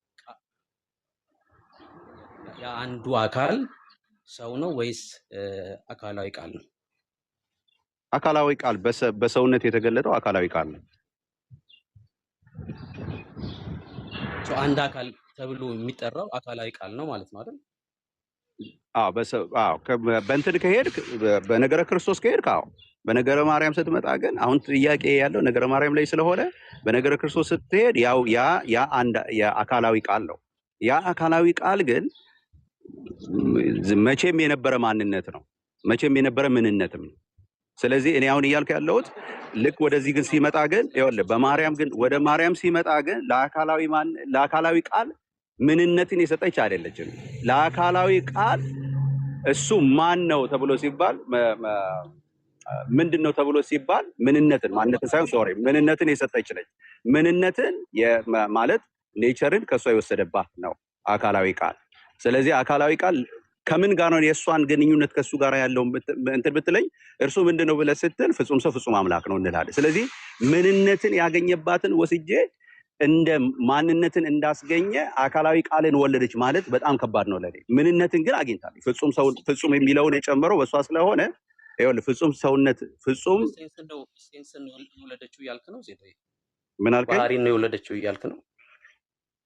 ምን አልከኝ? እያልክ ነው? ኖ ፍጹም ሰው ይኸውልህ ያንን ፍጹም ሰው ይኸውልህ ፍጹም አምላክ የሚባለውን ማንነት በስጋ ነው የወለደችው። ስጋ ደግሞ የዛ ፍጹም ሰው ባህሪ ነው ሆኖ የገባው። በቃ ከማርያም በማርያም ከመወለዱ እኮ ያገኘው ነገር ያ ዘላለማዊ የሆነው ቃል በማርያም በኩል ያገኘው ፍጹም ሰውነትን which is ባህሪን ነው፣ የሰውነት ባህሪን ነው ያገኘው። ስለዚህ ያንን እኔ ማርያምን ለውጬ የመለኮቱ ብቻ ወላጅ አላደርግም። እኔ የማደርገው ምንድነው? ፍጹም መለኮት የሆነው ፍጹም አምላክ የሆነው ቃል አካላዊ ቃል ከማርያም ስጋን ነስቷል። ከማርያም ያገኘው ስጋን ነው። በስጋ ሰውነት ብቻ ነው የተካፈለው። ስለዚህ እኔ የቃል ድምጼ ርቆ ይመስለኛል። ያው በመሃል ሳወራ ሳሰማኝ የቀጠልከው። አሁን ስለ ባህሪ ነው የምታወራው አንተ፣ ስለ መለኮትና ስለ ሰዋዊ ባህሪውን እያወራ ነው ያለው። እኔ ግን ጥያቄ ስለ አካል ነበረ። ኢየሱስ ክርስቶስ አንድ አካል ነው ብለን ነው የምናምነው። ያ አንዱ አካል ከሁለት አካል ወደ አንድ አካል መጥቷል ብለን ነው የምታምነው ወይስ ምን ብለን ነው የምናምነው? አንድ አካል ስትል ምንድን ነው የምትረዳው? እሱም ብትነግረኝ፣ ስለ አካል ብቻ ብታወራኝ። የተወለደው አካል ስለሆነ ማለት ነው፣ ባህሪ ሳይሆን የተወለደው አካል ስለሆነ የተወለደው ያ አንዱ አካል ምን ብለህ ነው የምታምነው? ምን ብለህስ ነው የምትጠራው ያን አንዱን አካል? ተናግሬያለሁ። ባለፈውም የተወለደው ቃል ነው ብያለሁ። ቃል በስጋ ተወልዷል በሷ አንዱ አካል ቃል በስጋ ተብሎ ነው የሚጠራው። ቃል ነው የሚባለው። ያ ቃል ይኸውልህ ቃል ነው የሚባለው። ቃል አካላዊ ቃል ይኸውልህ አካላዊ ቃል የተወለደው ያ አካላዊ ቃል ከማርያም ጋር ያለው ዝምድና ምንድነው? ያ ካልከኝ በስጋ ከሷ መወለዱ ነው እያልኩኝ ነው። ኖ ጥያቄውም ያለው ይኸውልህ የተወለደው ከማርያም ጋር የሚያያዝበት ምክንያት ወንድምነት አንዴ ብሩኬ ምንድን ነው ኤርፎን ነው ወይስ ምንድን ነው? አልገባኝም። ድምጼ ርቆ ነው አይደለም? ጠጋ አድርጌ ነው የሚያወራ ያለው። አይሰማም? ድምጼ አይሰማም? አዎ። ለምንድን ነው እንደዚህ የምታረቀው? ብሩኬ በጣም ሩቅ ነው። አንድ ወይም እንትን በላ ብሩኬ። ለምንድን ነው የምታረቀው? ይሄዳል ይመጣል። በጣም ኔትወርክ ነው የሚሆነው። እሺ በቃ ወጥቼ ልመለስ። እሺ ችግር የለውም። እስከዛ ዜድ መቀጠል ይችላል። ኤርሚዬ አሁን እሱ እስከሚመለስ አንድ አካል ነው። እሺ አንድ አካል እኔ በሁለት አካል አላምንም። አሁን ደጋግሜ ነው የምናገረው፣ በሁለት አካል አላምንም። ያ አካላዊ ቃል ግን ይኸውልህ አካላዊ ቃል ከማርያም ተወልዷል። አዎ ተወልዷል። እንዴት ተወለደ? በስጋ ባጭር ቃል ይኸውላችሁ፣ ለምሳሌ እኔ አካላዊ ቃልን በስጋ ተወለደች ከተባለ እስካሁን ድረስ እኔ ችግር የለብኝም ያልኩ ነው። ደጋግም መግባት አለበት እሷ ጋር። እኔ አካላዊ ቃል ወለደች የሚለው በጣም አሻሚ። አካላዊ ቃል ከመወለድ በስጋ ከነበረ ማንነት የነበረሰን ነው። ያንን ከእርሷ ተገኘ። የእሷ ድርሻ የእሷ እንትን አካላዊ ቃልን በስጋ እዚህ ምድር እንዲመጣ ስጋ መጣባት ነች። ስጋ መውጣት የለበትም። እሷ ያላት ድርሻ መውጣት መረሳት የለበትም። እሷ ያላትን ድርሻ አስወግደን ዜግ የሆኑ ቃላቶችን እየተጠቀ ሌላ ማንነት ሌላ ነገር ውስጥ ማስባት ገበያ። እሺ ዜድ ኔትወርክን አስተካክለው። ዜድ ይቆራርጣል። ቦታ ቀይር። የቅድሙ ቦታ ላይ ምናልባት መኪና እየነዳህም ከሆነ ማለት ነው።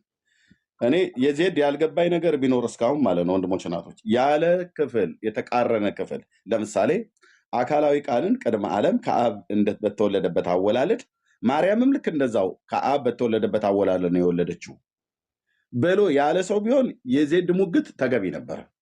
ግን ያለ እኮ የለም፣ እንደዛ ያለ የለም። ኤኒዌይ ብሩኬ ጨርስና ከዛ ላይ ኤቢ ሰጠዋለሁ።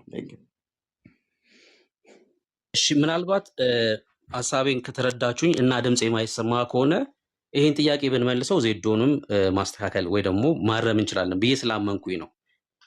አካላዊ ቃል ፐርሰንን ነው ወይስ ደግሞ ባህሪን ነው ገንዘቡ ያደረገው የሚለው መመለስ መቻል አለበት። ፐርሰንን ገንዘቡ አድርጓል ብለን የምናምን ከሆነ ወደ ሁለት አካል ትምህርት ይወስዳል ማለት ነው። የጨመረው ግን ባህሪን ከሆነ ሰዋዊ ባህሪን ከሆነ የጨመረው አንዱ አካል ተብሎ የሚጠራው ቃል ነው ማለት ነው። ማርያም ቃልን የወለደችው ማለት ነው። የሚወለደው ፐርሰን ስለሆነ ሰምታችሁኝ ከሆነ ምናልባት ድምፄ ሩቅ ካልሆነ ማለት ነው። እና ማርያም የቃል እናት ሲባል የአንዱ ፐርሰን እናት ናት ተብሎ እየተነገረ ነው ያለው ማለት ነው። እና ቃል ባህሪን ነው የሰውን ባህሪ ገንዘቡ አደረገ እንጂ የሰውን አካል ገንዘቡ አላደረገም። እንደዛ አይደለም አንድ አካል ብለን ስናምን። እና ዜዶ ምናልባት ሰምተኝ ከሆነ አሁን በደንብ ሰምተኝ ከሆነ አንድ አካል ብለን ስናምን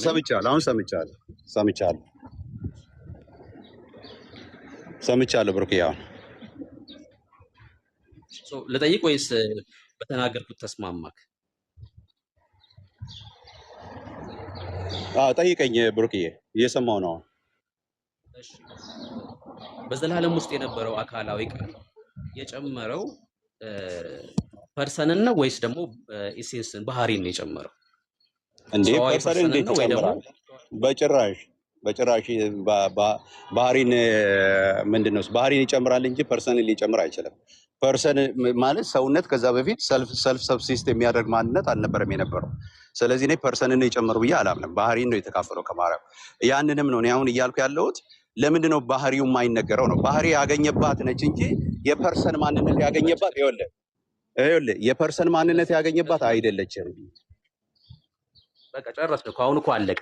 ያ ማለት የሚወለደው ፐርሰን ነው ወይስ ባህሪ ነው የሚወለደው?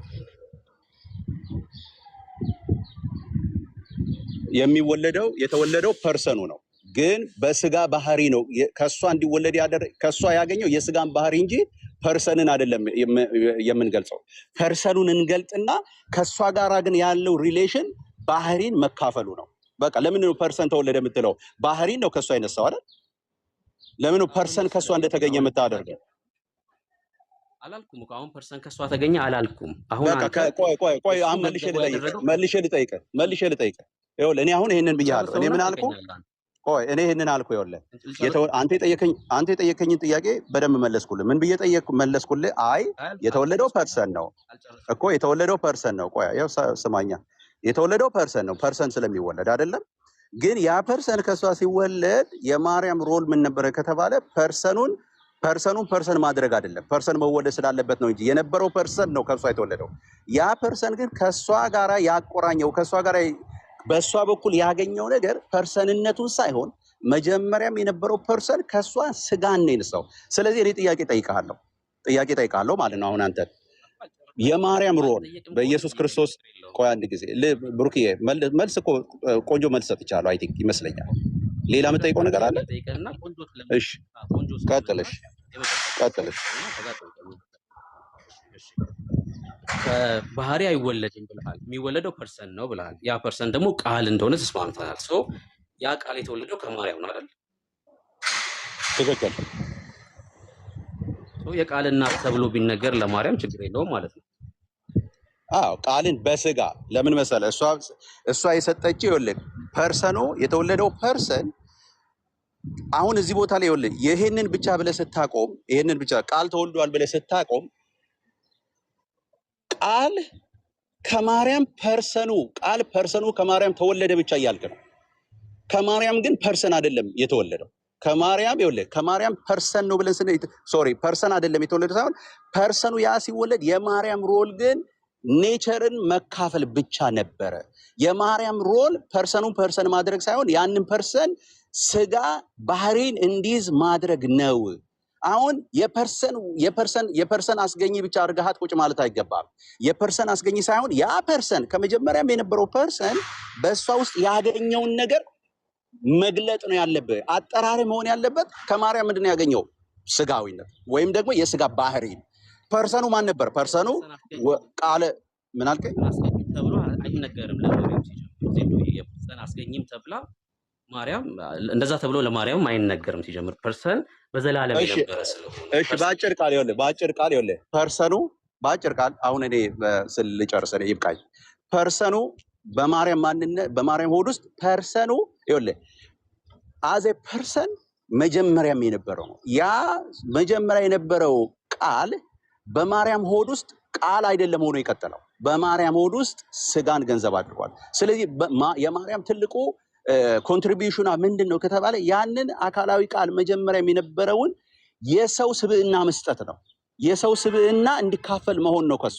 ስለዚህ እኔ መግለጥ ያለብኝ መጀመሪያ የነበረውን ቃል ከሷ ተወለደ የሚለውን ቃል ብቻ ቬግ የሆነውን ሳይሆን መጠቀም ያለብኝ መጀመሪያም ስለነበረ ቃል እኔ መገለጥ አለበት ብዬ የምለው ምንድን ነው? አካላዊ ቃል በስጋ ለምን የእሷ ኮንትሪቢዩሽን በስጋ ወደዚህ ምድር እንዲመጣ ክርስቶስ ኢየሱስን መውለድ ነው። ስለዚህ ያ የመውለድ ደግሞ ዋናው እንትን ምንድን ነው? በስጋ እሱን ማምጣት ነው። የአካላዊ ቃል አምላክነት ላይ ጥያቄ የለኝም። አካላዊ ቃል መወለድ ላይ ጥያቄ የለኝም። በስጋ መወለድ ላይ አካላዊ ቃል አስቀድሞ ከአብ የዘመን ቁጥር ማለት ልዩነት ሳይኖረው አብ በነበረበት ዘመን ሁሉ ከአብ ተወልዶ ከአብ ተገኝቶ መኖሩን ጥያቄ የለኝም። መለኮት መሆኑን ጥያቄ የለኝም። ጥያቄ ያለው በማርያም አጠራር ላይ ብቻ ነው። የማርያም አጠራር ላይ ስትመጣ አካላዊ አሁን ለምሳሌ ሰው አካል ቃልን ወልዳለች እንዴ ስትለኝ ይብራራልሃል። ምን ማለት ነው? ቃልን በስጋ ለቃል አይደለም የመወለድ ኮንትሪቢዩሽን የሷ ቃል በስጋ እንዲወለድ መንገድ መሆን ነው የሷ ዋናው ኮንትሪቢዩሽን ነው። ስለዚህ እኔ በዚህ ነው የማደርገው። አይ ቲንክ ይሄ የተሳሳተ አይመስለኝም። ምናልባት ቆየት ብዬ ደግሞ እኔ እዚህ ወደፊት ጋር አየዋለሁ ማለት ነው። እዚህ ጋራ ቆይ አንድ ግልጽ እንዲሆን ሜላ ይቀጥል። ዜድ ግን አትወጣ እሺ። ይሄ ነገር እልባት ማግኘት አለበት።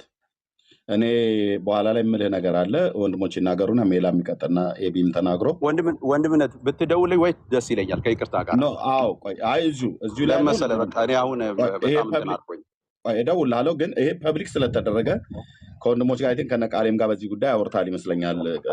እህትዬ ዩቲዩብ ላይ የላከችልኝን ርዕሱን ያየሁት ባለመግባባት ተዘጋ የሚባል ነገር ይሄ ነገር መፈጠር የለበትም። በዚህ ጉዳይ ላይ አንተ እያልክ ያለው ነገር ተረድተንሃል፣ ግን ትክክል አይደለም ብለን እያልንህ ያለው ደግሞ ቦታ ላይ አለ። ይሄ ነገር አጥርተው ብትወጣ ነው ማለት አጥርተው ማለት በቃ እዚህ ጋር ማቆም አለበት ማለት በመስማማት ነው ማቆም ያለበት። ባለመስማማት እናንተም የራሳችሁን ሂዱ እኛም የራሳችን ሂዱ ብለህ ካልክ ዜድ ትክክል የማትሆንበት ቦታ አለ። እሱን በኋላ እነግርሃለሁ ማለት ነው። ሜላ ይቀጥል። ከዛ ኤቢ ከተናገረ በኋላ እንትን ትላለህ። ግን አትሄድ፣ ጊዜ እንሰጣለን ወንድምነት። አትሄድ፣ ሳትጨርሰው አትሄድ።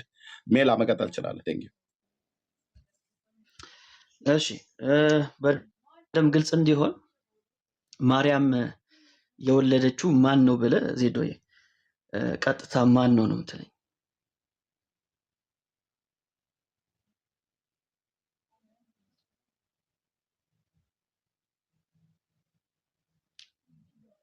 አይሰማም? እሺ ሜላ ይሰማል? ቆይ ዜድ መሰለኝ አልሰማ ወገኖች። እሺ እኔ ሰውን እዚህ ቤት ኑ ግቡ አትግቡ ብያለሁ። የላኩ ሰዎችን አስገባለሁ። ግን አንዳንድ ሰዎች የማንገባበት ቤት አለ ብለው ስላሉ አሁን ቃሌን አስገቡት እያሉ እኔ አትግባ ብያላልኩትም። እሱ ግን አይ ቲንክ ላለመግባት ከፈለገ ማንም ግዴታ የለበት። እዚህ ቤት ማንም ሰው የመግባት ግዴታ የለበትም። ያለ መግባትም ደግሞ መብቱ አይከለከልም። ኑፋቄ ትምህርት እስካላስተማረ ድረስ ከኔ ጋር መቀጠል ይችላል ማለት ነው። ስለዚህ እኔ አላስገባውም ብዬ አላልኩትም ወገኖች። አላከም ኤቢዬን ሳየው ሳብኩትኝ ገባ ማለት ነው። ከላካ አስገባዋለሁ፣ እኔ ችግር የለብኝም። እና ከታች የምጽፉ ሰዎች እያየው ስለሆነ ኦኬ። ቃሌ እኔ የምወደው ሰው ነው፣ በጣም ማከብረው ሰው ነው፣ አገልግሎቱ በጣም የተወደደ ሰው ነው። ግን የግድ ገባ ብዬ አይደለም። ከላከ መግባት ይችላል። ቴንኪው። እሺ ሜላ ዜዲ እየጠየቀ ነው። ሜላ ቀጥል።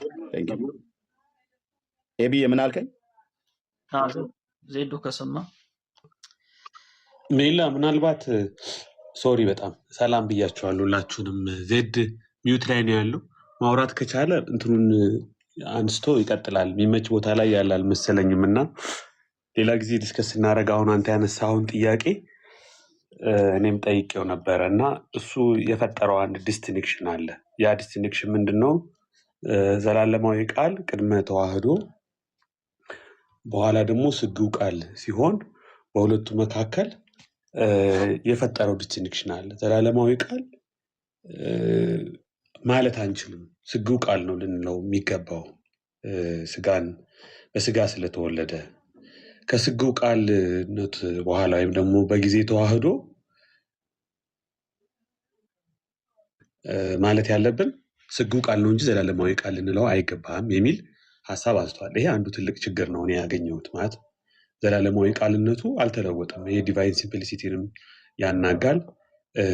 ስግው ቃል ካላልነው በስተቀር ዘላለማዊ ቃል ልንለው አንችልም የሚለው አንዱ ትልቁ ክፍተት እሱ ነው። ሌላው አካላዊ ተዋህዶን እና ባህሪያዊ ተዋህዶን፣ እኛ ተዋህዶ ስንል ሁለት አይነት ቋንቋ ነው።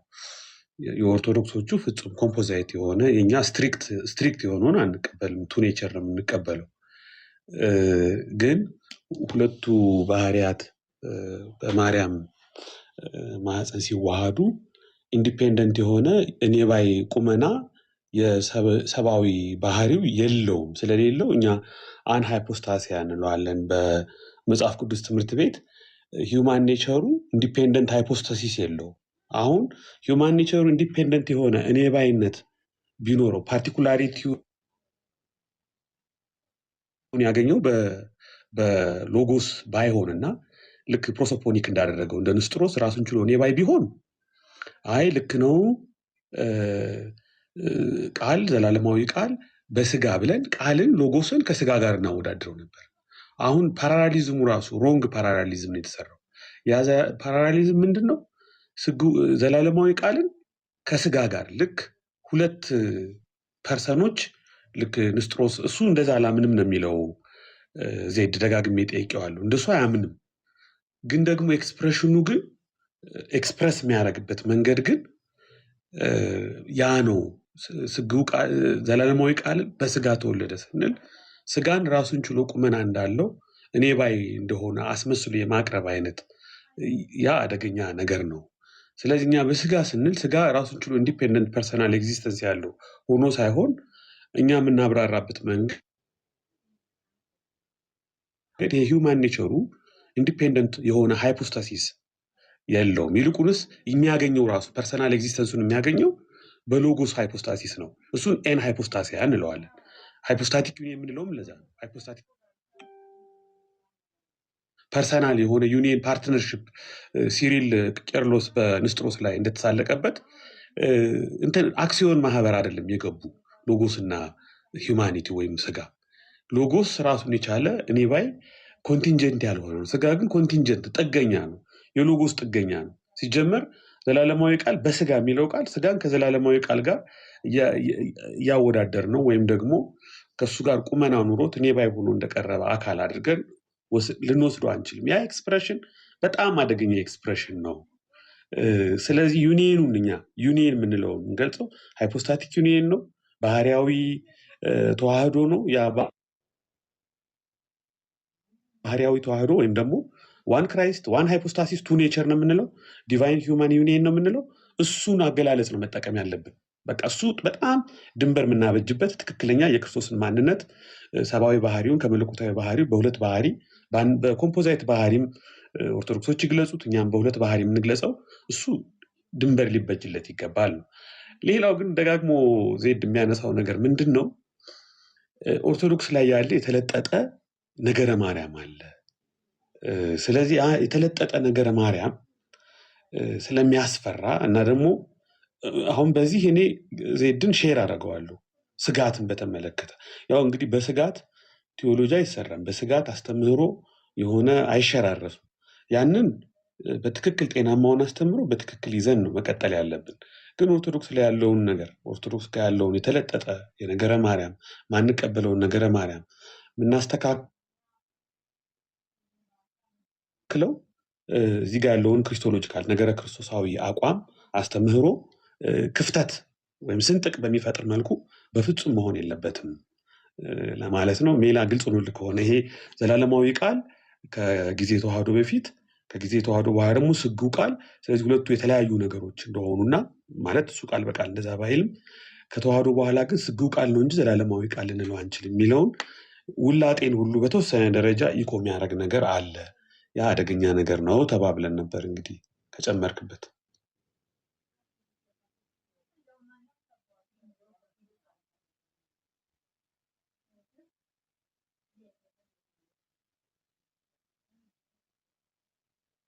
እሺ ቴንኪዩ ኤቢ ተባረክ ወንድምነት ጸጋ ይብዛል። ዜድ ወጣ መሰለኝ አይ ዶንት ኖ ኔትወርኩ ነው ወይስ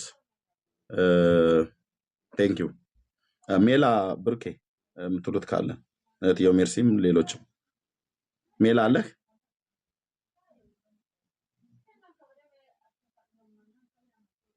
ኦኬ በዚህ ርዕስ ላይ አልገባንም ብሎ የሚል ሰው ካለ መምጣት ይችላል።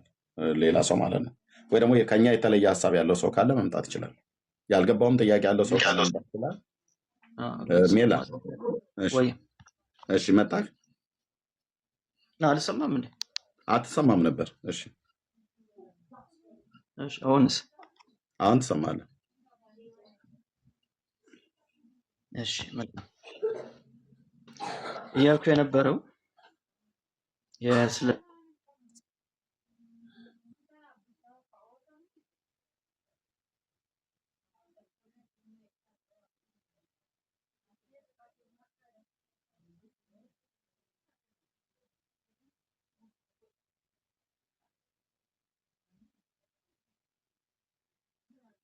ሜላ ምን ሆነ ነው? ተቋርጧል። ተቋርጧል። ኔትወርክ ነው የሚሆነው። እድሜ በጣም እያስቸገረን ነው። ኔትወርክ ነው እሺ የሚሆነው። እሺ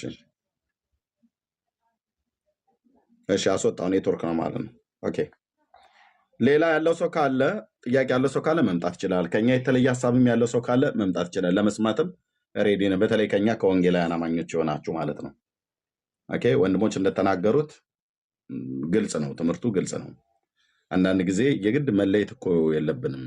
አዎ የኦርቶዶክስ ነገረ ማርያም ትምህርቷ በቃ እሱን ቅድም የተናገርኩት ቃል እሱ የኔ ቃል እኔ ነኝ የተጠቀምኩትኝ። ኦፌንድ ካረጋቸው የሚያደርጋቸው ግን ለእኔ የሚገልጥልኝ ቃል እሱ ነው። ነገረ ማርያም ትምህርቷ በቃ ያልጠራ የማይጠራ ሽንፍላ ትምህርት ነው። ሲያጠሩት ያኔ ንጹህ ነው ብለን እንላለን። ያልጠራ ነው፣ ተቀላቅሏል። በጣም ብዙ ግልጽ አይደለም። በጣም እጅግ የሚያስቆጣ ሁሉ አለ።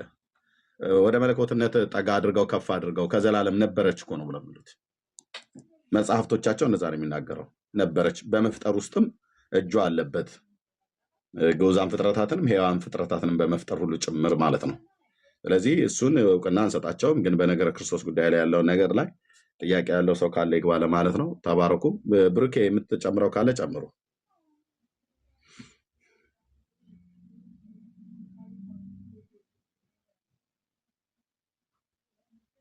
እሺ የላችሁ ወንድምነት ኦኬ።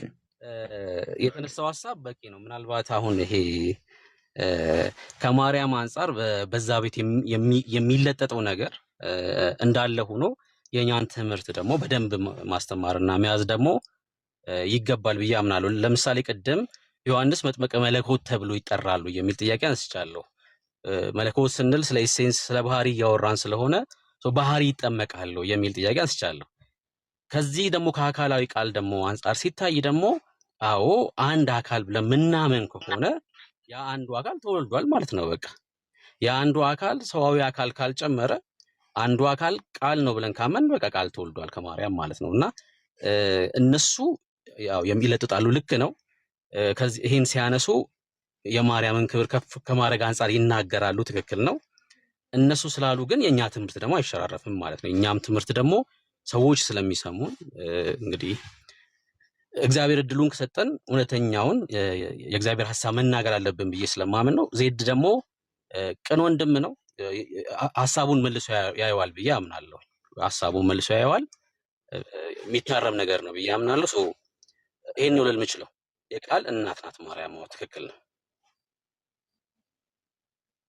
እሺ ቴንክ ወንድምነት ተባረክ። ሜላ ከመጣህ ቀጥል።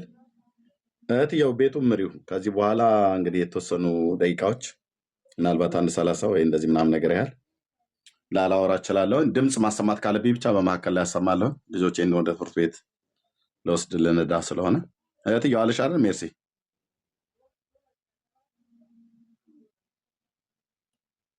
እሺ።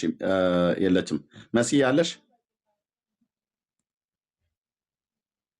አለሁ ኤርሚዬ። እሺ በቃ ቤቱን ምሩት። ወንድሞች ቀጥሉ። እንኳን ደህና መጣችሁ። ቀጥሉ። እሺ ኢሜላዬ ቀጥሉ። እሺ አሁን ይሰማችኋል? አዎ ይሰማል፣ በደንብ ይሰማል። እሺ እሺ ቴንክ ዩ። ቅድም ያልኩትን አጽንኦት ለመስጠት ያክል ነው። ስለ በዚህ ጉዳይ ላይ ስናወራ በጣም ፎከስ ፖይንቱ ኢየሱስ መሆኑን መገንዘብ ይኖርብናል። በፊትም የተነሳው ፖይንት እሱ ስለሆነ ማለት ነው። የማርያም ጉዳይ ሳይሆን ትልቁ የሐሳቡ ትኩረት የኢየሱስ ክርስቶስ ፐርሰኑ ላይ ስለሆነ ማለት ነው።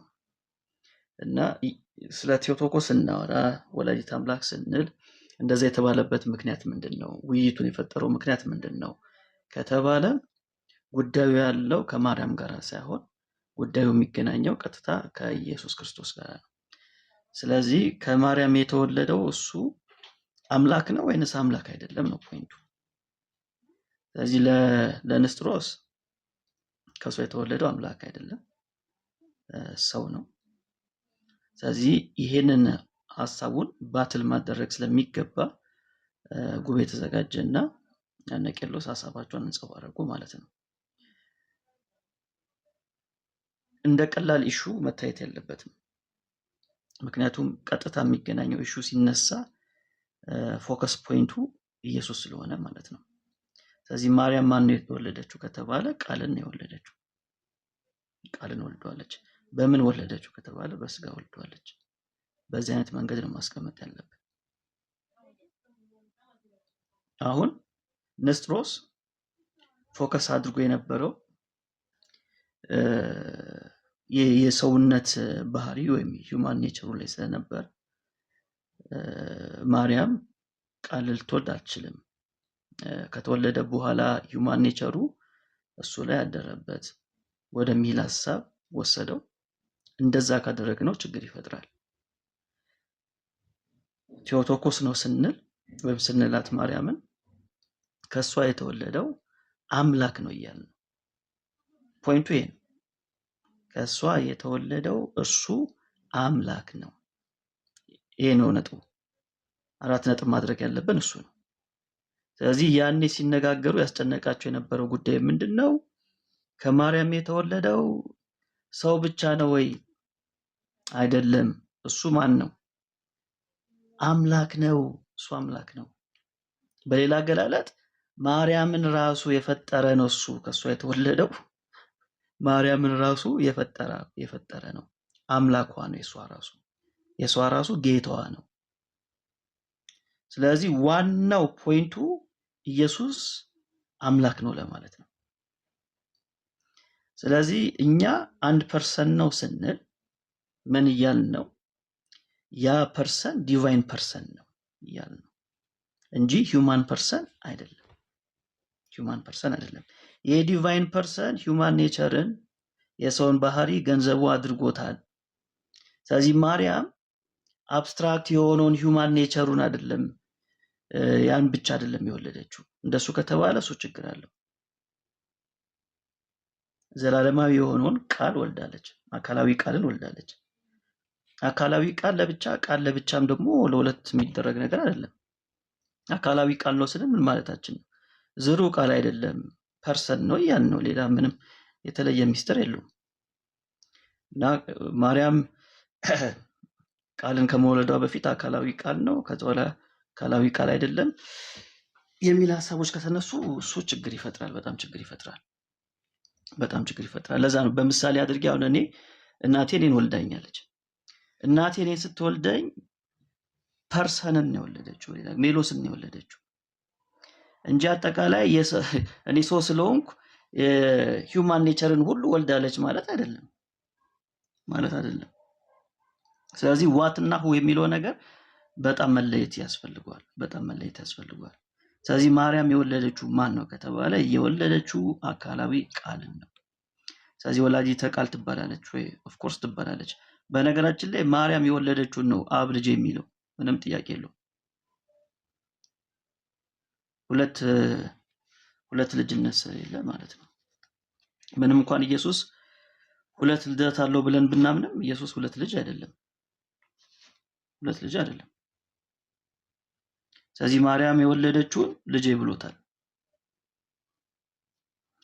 አብ ልጅ ያለውን ማርያም ልጄ ብለዋለች።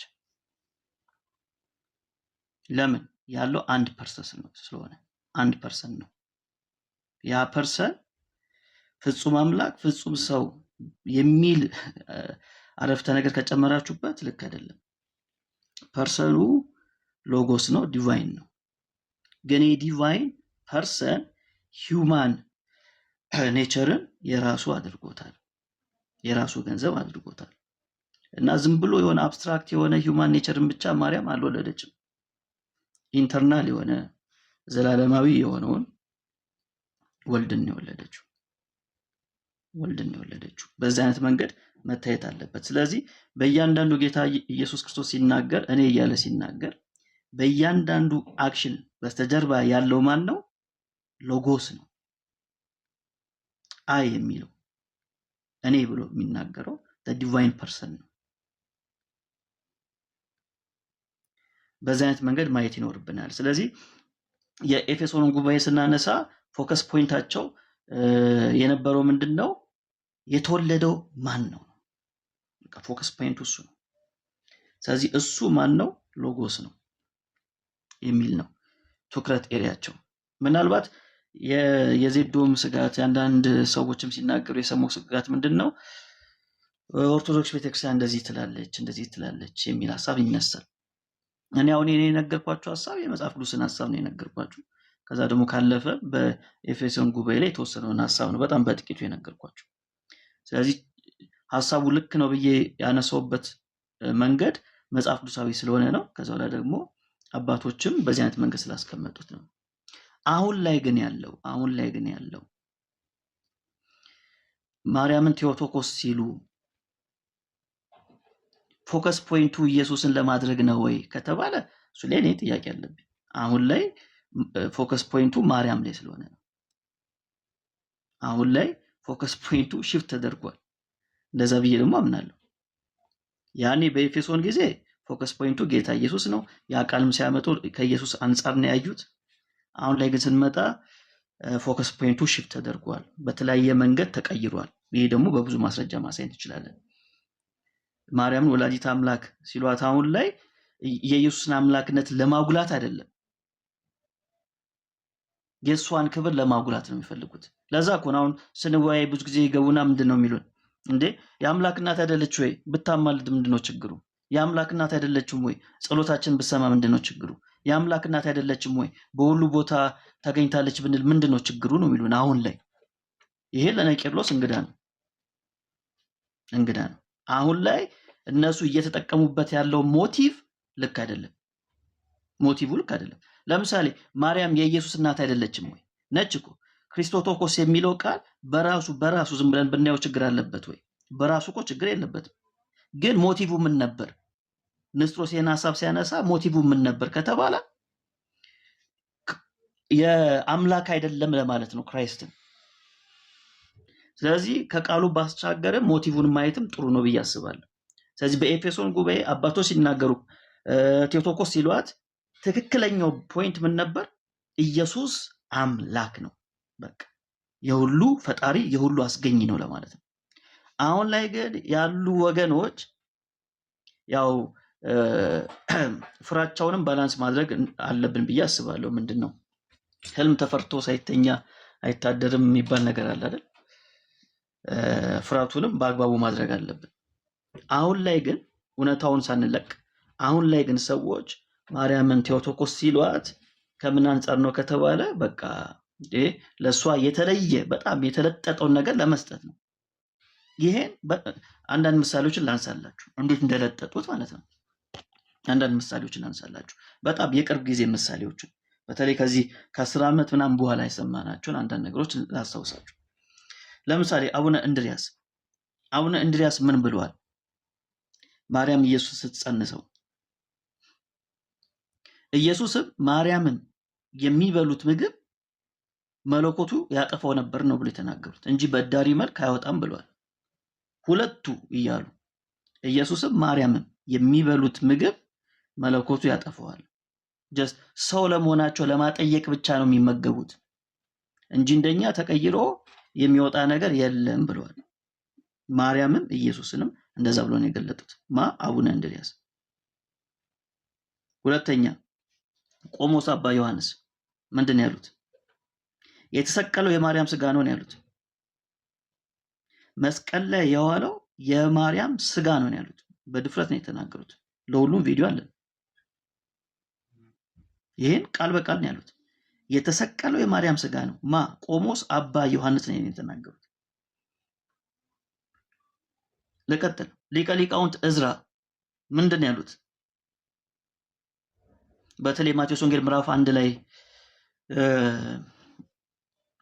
አላወቃትም የሚለውን ቃል ሲያብራሩ ማርያም ኢየሱስን በጸነሰችበት ጊዜ አሉ ፊቷ ይቀያየር ነበር እንደ ሳሮን አበባ። ስለዚህ እንደ ሳሮን አበባ ፊቷ ይቀያየር ስለነበር አንዳንዴ ቀይ ሆና ትታየዋለች፣ አንዳንዴ አረንጓዴ ሆና ትታየዋለች። ስለዚህ ምን ብሎ ይጠይቃት ነበር? ማነሽ አንቺ ይላት ነበር። አንዳንዴ ቀይ ስትሆንበት፣ አንዳንዴ አረንጓዴ ስትሆንበት እንደ ሳሮን አበባ ይደነግጥና አንቺ ማነሽ? ማርያም ነሽ ወይስ ሌላ ሰው ነሽ ብሎ ይጠይቃት ነበር ብለዋል። እንግዲህ አስቡት የማርያም ፊት ቀይና አረንጓዴ እንደ አበባ ከተቀያየረ እኔ ዮሴፍ መሮጥ ነው የነበረበት። ይህን የተናገሩት ማን ናቸው? ሊቀ ሊቃውንት ዕዝራ የማቴዎስ ወንጌል ምዕራፍ 1ን ሲተረጉሙ ማለት ነው። እንደ ሳሮን አበባ አንድ ቀን ቀይ ሌላ ጊዜ አረንጓዴ ፊቷ ይሆን ነበር ብለዋል። አያችሁ እንዴት እንደለጠጡት። አንድ ልጨምር። አቡነ ፊልጶስ ምንድን ነው ያሉት በዚህ ጉዳይ ላይ? ማርያም ባትኖር ኢየሱስ አይመጣም፣ ማርያም ባትኖር ኢየሱስ አይኖርም ነው ያሉት። ቃል በቃል እንደዚህ ነው ያሉት። ማርያም ባትኖር ኢየሱስ አይኖርም ነው ያሉት፣ በድፍረት ማለት ነው፣ ወደ ምሕረቷ ላይ። ከዛው ላይ የንግግራቸው እንዲያስተካክሉ ተነግሯቸዋል አሉን፣ ግን ሲያስተካክሉ አልሰማንም። ሲያስተካክሉ ይህን በተናገሩበት መንገድ ወጥተው አይ ተሳስቻለሁ አላሉም። አቡነ ፊልጶስ ካሉ ማስረጃ ታመጣላችሁ፣ እኛም እናጨበጭባለን፣ ቴንኪው እንላለን። ስለዚህ ጉዳዩ በጣም ተለጥጧል። አሁን ላይ በፊት ሞቲቭ ምን ነበር? ኢየሱስ አምላክ ነው ለማለት ነው። አሁን ሞቲቭ ምን ሆኗል? ተገልብጦ ማርያምን በማይሆን ስፍራ ላይ ፖዚሽን መስጠት ነው የተፈለገው። ይሄ በጣም በጥቂቱ ነው ያነሳውላችሁ እንጂ በጣም ብዙ ነገሮችን መጥቀስ እንችላለን። ግን እስቲል እነሱ እንደዚህ ስላሉ ያንን ትምህርት እንጥለዋለን ወይ? አንጥለውም። ያንን ትምህርት እንተዋለን ወይ? አንተውም። ያንን ትምህርት ሞዲፋይ እናደርጓለን ወይ? አናደርገውም። ቴዎቶኮስ የሚለውን እንቀበላለን። ወላዲተ አምላክ ነች። ቴንክ ዩ።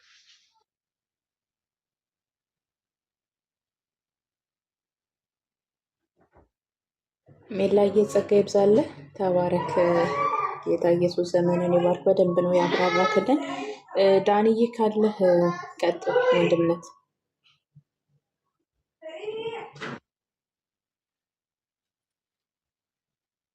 ዳንዬ አለ? እሺ ወገኖች ሰላም ብያለሁ ሁላችሁንም። አይ ቲንክ በቃ እኔ ሜላ ያለው ሀሳብ ነው በደንብ ገዢ የሚሆነው እሱ ነው። እሱን ሳስብ ነበረ። እኔም ሌላውን ያሰብኩትን ሀሳብ ነው እንዳለ ሜላ ያወራውና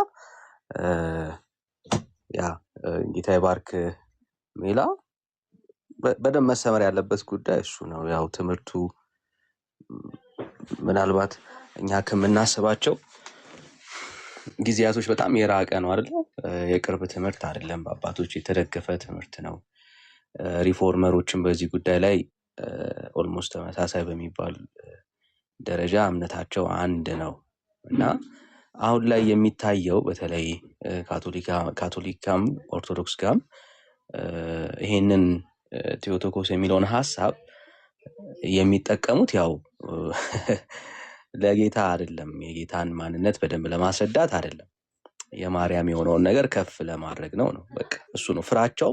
አይ ቲንክ የአብዛኛው ወንጌል አማኝ ፍራቻ እሱ ይመስለኛል እና ከማርያም የተነሳ የሚታየው እይታ ነው አሁን ነገሮችን እየረበሸና ሰው ውስጥ ስጋት እያሳደረ ያለው።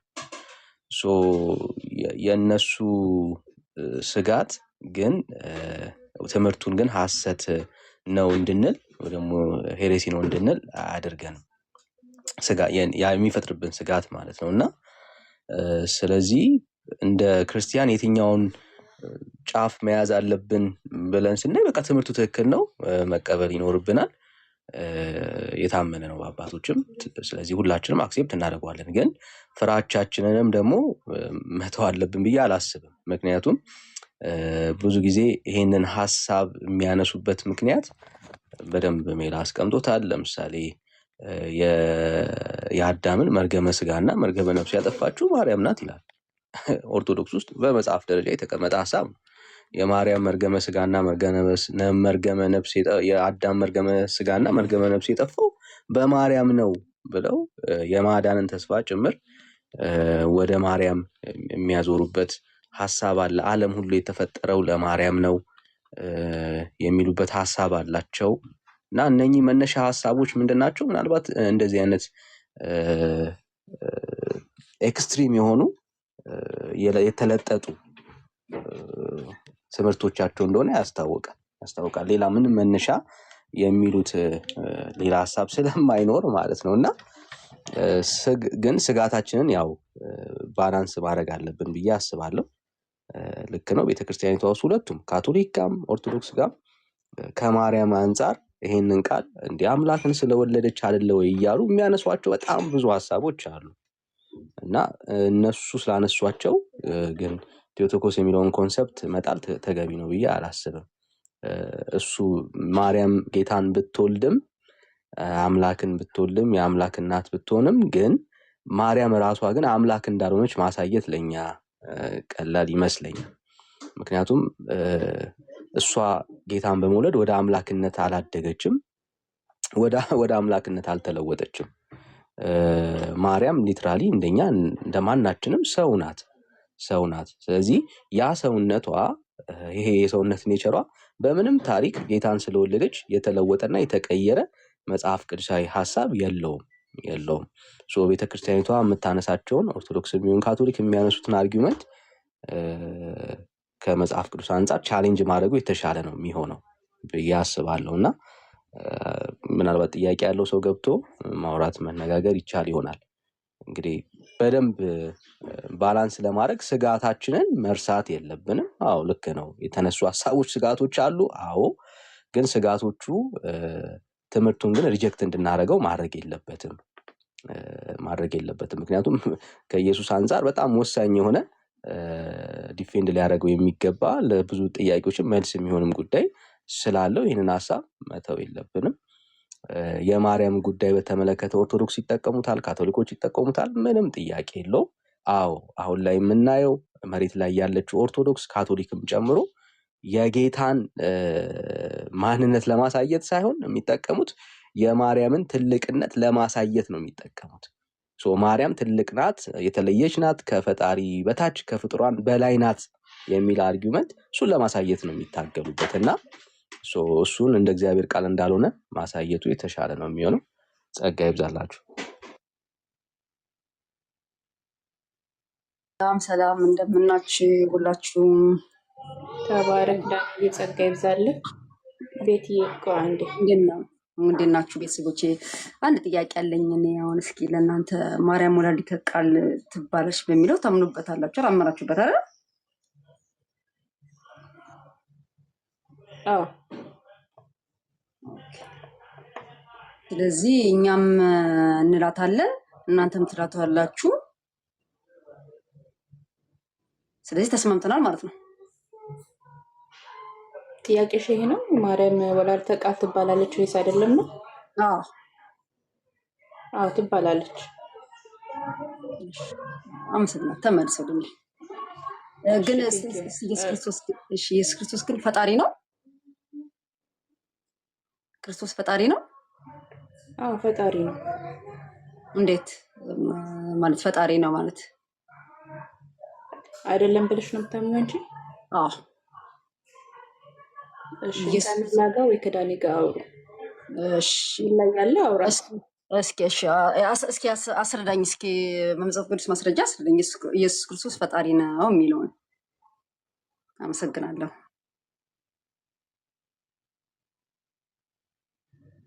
እሺ ሜላ አለ። ኦርቶዶክስ ናት። ኤቢ ሂድበት ብዬ ኤቢ።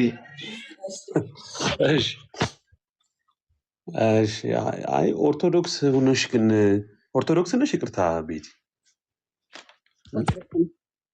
እና ኦርቶዶክስ ኢየሱስ ፈጣሪ አይደለም ብላ ታስተምራለች እንዴ? ኦርቶዶክስ አልሆንሽም ማለት እኮ ነው። በቃ ኢየሱስ ክርስቶስ እኮ አሳዩኝ። ኢየሱስ ክርስቶስ ፈጣሪ ነው የሚለውን ቦታ አሳዩኝ።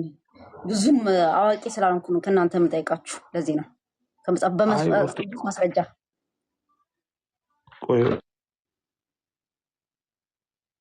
ኦርቶዶክስ ኢየሱስ ፈጣሪ አይደለም ብላ ነው ያስተማረችሽ?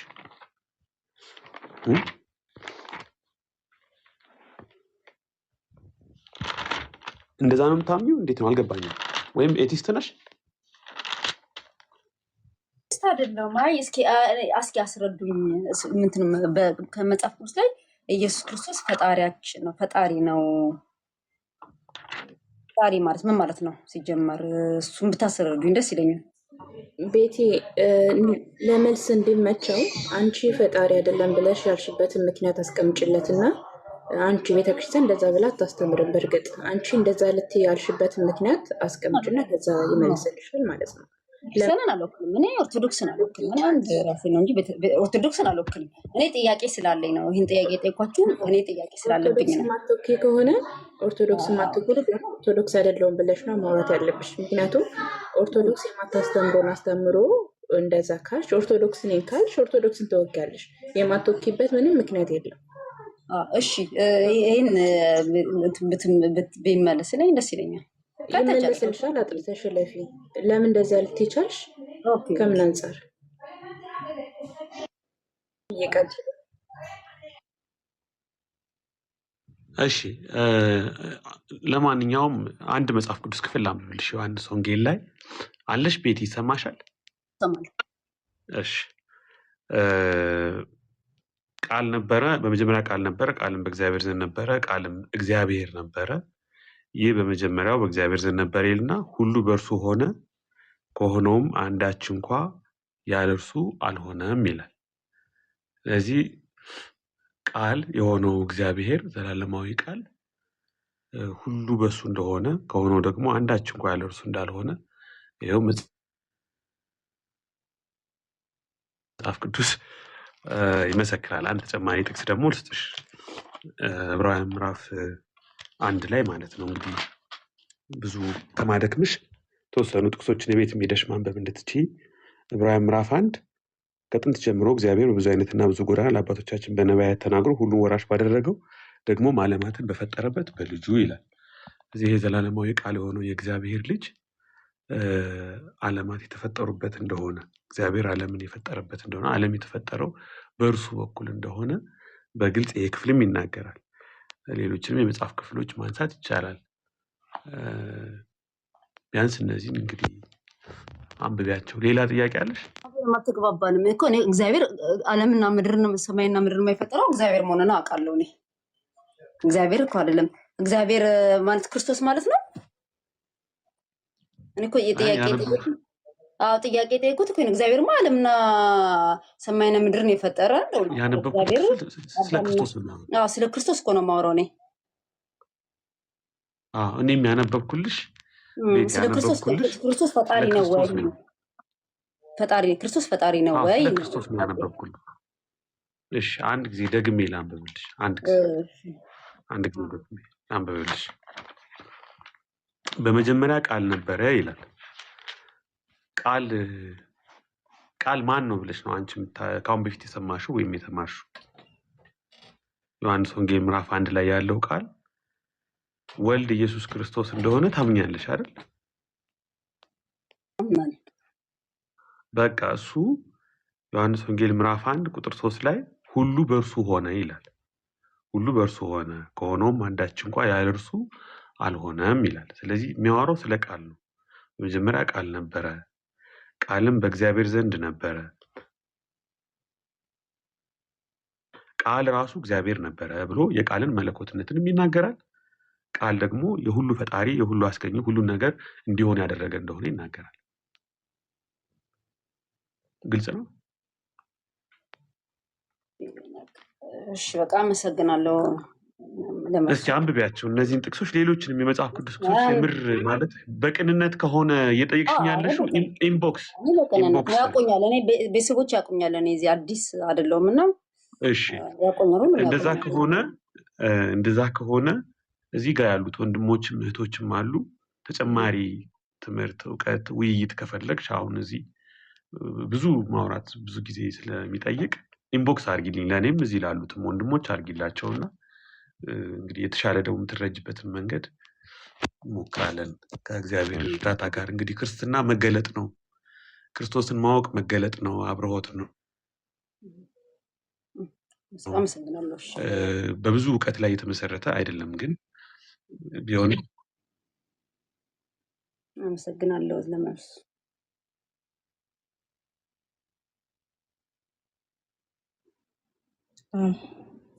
ቤት መሲ ላውራ ቤት ይሰማሻል? ይሰማኛል። እሺ አጠገብሽ ወይ ማስታወሻ እያልሽ ከሆነ ወይም መጽሐፍ ቅዱስ ይዘሽ ከሆነ ቆላሲያስ 1 ከቁጥር 13 ጀምሮ ላንብብልሽ እና ባክ ኤንድ ፎርዝ እናድርገው ማለት ልጠይቅሽ። ይሄ ክፍል ስለማን ነው? ከዛ አንቺ ስለምታምኝበት ትይኛለሽ። ከቁጥር 13 ጀምሮ ቆላሲያስ ምዕራፍ 1 ከቁጥር 13 ልጀምርልሽ። እርሱ ከጨለማ ስልጣን አዳነን ይላል። ከጨለማ ስልጣን ያዳነን ማን ነው? እናሽ እናቴ ቆይ እንትን ልበል። እኔ መጽሐፍ ቅዱስ አሁን እጄ ጋር የለም ቅርብ ቦታና እኔ አነብልሻለሁ። ቆላሲያስ 1 ከቁጥር 13 ጀምሮ ነው ማነብልሽ። እርሱ ከጨለማ ስልጣን አዳነን ይላል። ማን ነው ከጨለማ ስልጣን ያዳነን? ያዳነንም ኢየሱስ ክርስቶስ ነው። እሺ ቴንክ ዩ ሶ ማች። ቤዛነቱንም እርሱንም የኃጢአት ስርየት ወዳገኘንበት ወደ ፍቅሩ ልጅ መንግስት አፈለሰን ይላል። ቤዛነቱንም የእርሱንም የኃጢአት ስርየት ወዳገኘንበት ወደ ፍቅሩ ልጅ መንግስት ያፈለሰን ማን ነው?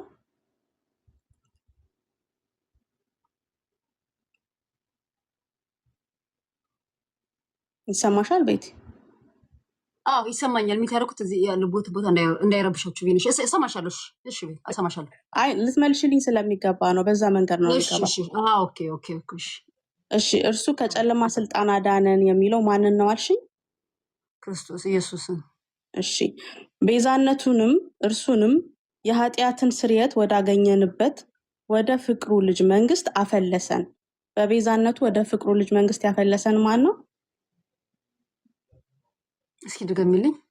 በቤዛነት እኛን ወደ እግዚአብሔር መንግስት ያስገባን ማን ነው? ወደ እግዚአብሔር መንግስት ኢየሱስ ክርስቶስ። ኢየሱስ ክርስቶስ። አመሰግናለሁ። ቁጥር 15 እሺ ኢየሱስ ክርስቶስን ስለሆነ ከቁጥር 14 ጀምሮ ይዞልን የመጣው እርሱም ብሎ ነው የሚቀጥለው። የማይታይ አምላክ ምሳሌ ነው። ስለማን ነው? አሁንም ይሄ የማይታይ አምላክ ምሳሌ ነው። ስለ ክርስቶስ የማይታይ አምላክ። እሺ የሚታዩትና የማይታዩት ዙፋናት የሆኑ ወይም ጌትነት ወይም አለቅነት ወይም ስልጣናት በሰማይ በምድር ያሉት ሁሉ በእርሱ ተፈጥረዋልና ይላል። ስለዚህ በማን ነው ተፈጥረዋል ያለ? በክርስቶስ ይላል። እዛ ጋር በእርሱ ተፈጥሯል። አሁን እየመለሽልኝ የመጣሽው በጠቅላላ ስጠይቅሽ ኢየሱስ ኢየሱስ ኢየሱስ ነው ያልሽኝ ይላል። እንደሱ ይላል። እሱ ላይ ይላል እንደዛ። አዎ መጽሐፍ ቅዱስ አጠገብሽ ካለው ክፈችው። አሁን እዚህ አጠገቤ እኮ ስለሌለ ነው መጽሐፍ ቅዱስ። እሺ ቀጥል። ደግመዋለሁ ከቁጥር 15 ጀምሮ። እርሱም የማይታይ አምላክ ምሳሌ ነው የሚለው ማንን ነው አልሽኝ? የማይታይ አምላክ ምሳሌ ነው። ክርስቶስ። ክርስቶስ ኢየሱስ። እሺ የሚታዩትና የማይታዩትም ዙፋናት ወይም ጌትነት ወይም አለቅነት ወይም ስልጣናት በሰማይና በምድር ያሉት ሁሉ በእርሱ ተፈጥረዋልና። ስለማን ነው እስካሁን? ስለ ክርስቶስ። ስለዚህ ማን ነው በእርሱ ተፈጥረዋል የተባለለት? ክርስቶስ። ስለዚህ ተፈጥረዋል ብሏል። ያዥልኝ እዚህ ጋር ከፍጥረት ሁሉ በፊት በኩር ነው። ማን ነው ከፍጥረት ሁሉ በፊት በኩር የሆነው?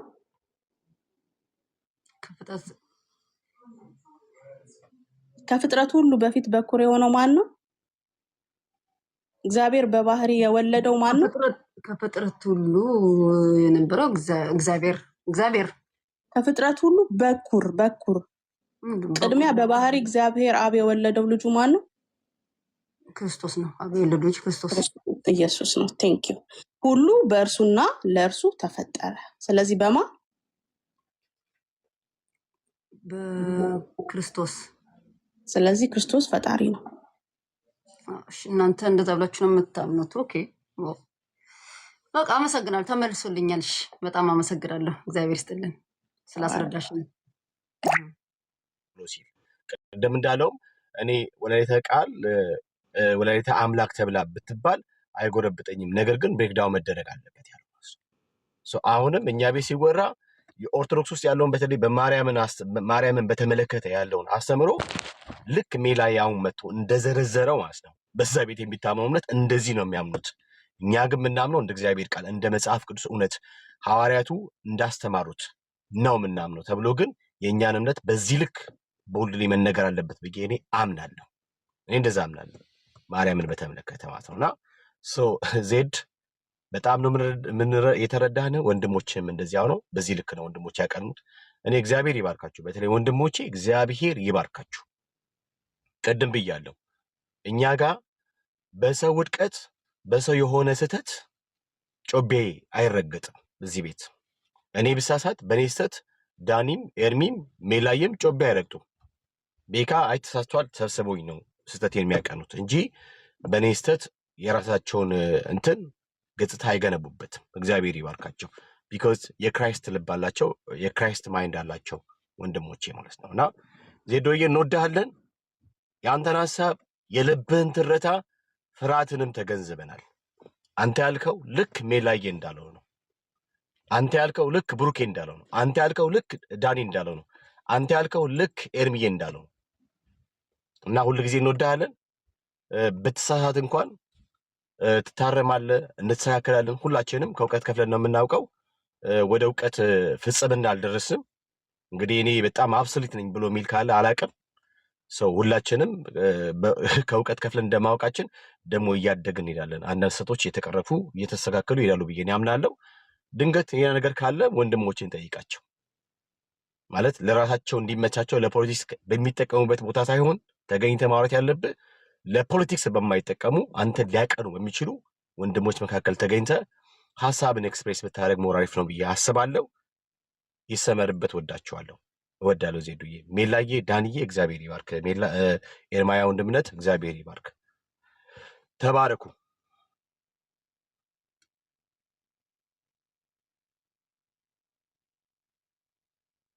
እሺ ምናልባት ውሸት ምናምን የሚሉ ሰዎች እያየው ነውና ከስር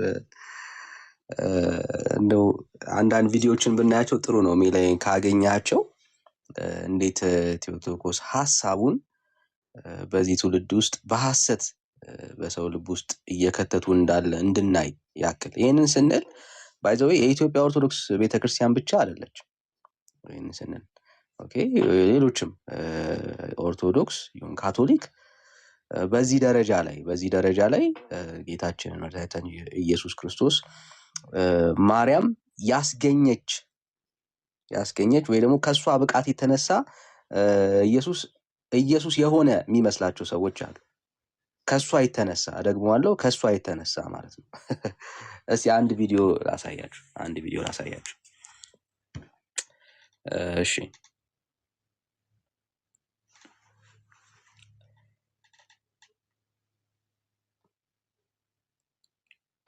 አታይም?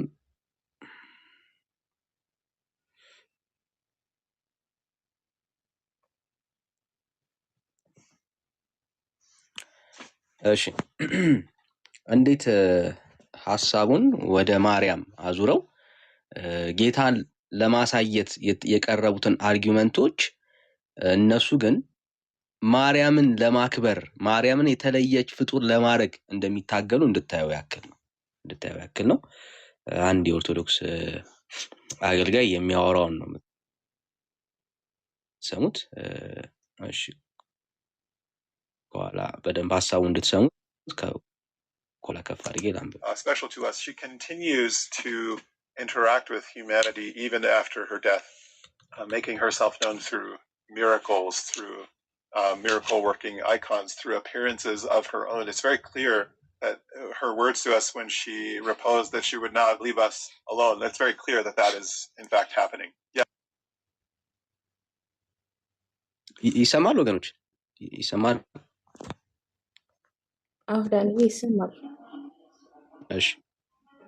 Is that show me in scripture, where does it say to pray to Mary? Well, we have to break that apart a little bit. First of all, the end of our life is not the end of our communion with one another. So when one of us dies, her fourth was held within her womb. The immutable one was, and that icon is called. We'll see Mary as typically having the largest icon in the church over the apse, over the altar. And that icon is called more spacious than the heavens, because in her womb she contained the uncontainable one, the one in whom all ያለው ለምንድነው ማርያምን በቤተ ክርስቲያኒቷ ውስጥ በኦርቶዶክስ ውስጥ ትልቅ ቦታ ላይ የሚሰጣት ከተባለ እንግዲህ ዓለምን የፈጠረ የማይቻለው ምናምን ብሎ ስለ ጌታ አውርቶ እሷ እንደቻለችው ነው እያወራ ያለው። እዚህ ቴዎቶኮስን የሚረዱበት ኮንሰፕት እነሱ እንደዚህ ነው። ኦኬ ፍራቻው ይሄ ነው። እሷ ስለቻለችው ያስመስሉታል ነው አርጊውመንቱ እሱ ነው። ኦኬ ማርያም ስለቻለችው ነው ጌታን የወለደችው ነው አርጊውመንቱ እሱ ነው። Immutable one was bound within her womb, and so we venerate her for this reason. She's very special to us. She continues to interact with humanity even after her death, making herself known through miracles, through miracle working icons, through appearances of her own. It's very clear that her words to us when she reposed that she would not leave us alone. That's very clear that that is in fact happening. Yeah, so one of the common objections ማትተወን ማለት ነው። አሁን ድረስ ማርያም አትተወንም ብለው ያስባሉ። ማለት ምን ማለት ነው?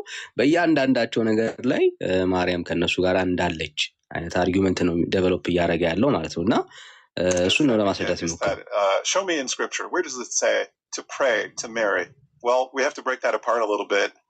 First of all, the end of our life is not the end of our communion with one another. So when one of us dies, እሺ ሌላ ኮንሰፕት ላይ ይገባል። ግን ቤተክርስቲያኒቷ ውስጥ ማርያምን ማለት ኦልሞስት በእኛ ኮንቴክስት መመለክ ማለት ትችላላችሁ። በዚህ ደረጃ ላይ ማርያም ከብራና ታይታ በሰው ልብ ውስጥ ነግሳ የምትታየው ሪዝኑ ምንድነው? እሱ የማይቻለውን አምላክ ይሄ ሰማይ ምድርን የፈጠረ እሱን ትልቁን አምላክ ምን ስላደረገች ነው? ስለወለደች ነው የሚል መደምደሚያ ነው የሚኖረው። ኦኬ ቴዎቶኮስ ግን ኮንሰፕቱ እሱ አይደለም። ቴዎቶኮስ ኮንሰፕቱ እሱ አይደለም። እና ለዚህ ነው እዚህም ያሉት ደግሞም በውጭውም ዓለም ያለው የኦርቶዶክስም የካቶሊክም አስተምሮ ማርያምን በዚህ ደረጃ ላይ እያስቀመጡ እየነገሩ እየሰበኩ ነው ያሉት። ግን ኮንሰፕቱ ለማርያም ተብሎ የተነገረ የተወራ ሐሳብ አይደለም። እሱን ለማየት ያክል ነው። ቪዲዮዎቹን ማየት እንችላለን። ስህተት ነው እኛ እንደዚህ አናምንም የምትሉ ኦርቶዶክስ ያን ካላችሁ ግን መግባት ትችላላችሁ። በጣም ሲምፕል ስለሆነ ልናሳያችሁ ከቤተ ክርስቲያናችሁ መጽሐፍ እንዴት አድርጋችሁ ይህንን ኮንሰፕት ሰው ልብ ውስጥ በተሳሳተ እንዳስቀመጣችሁ ማሳየት እንችላለን። ኃይሌ መግባት ትችላለህ ብራዘር፣ ቀላል ነው። ግባና መሞገት ትችላለህ። ግቡ ብራዘርስ ግቡ። ኤልሻዳይ መግባት ይችላል። ጥያቄ ያለው ሰው ኦርቶዶክሳዊ መግባት ይችላል።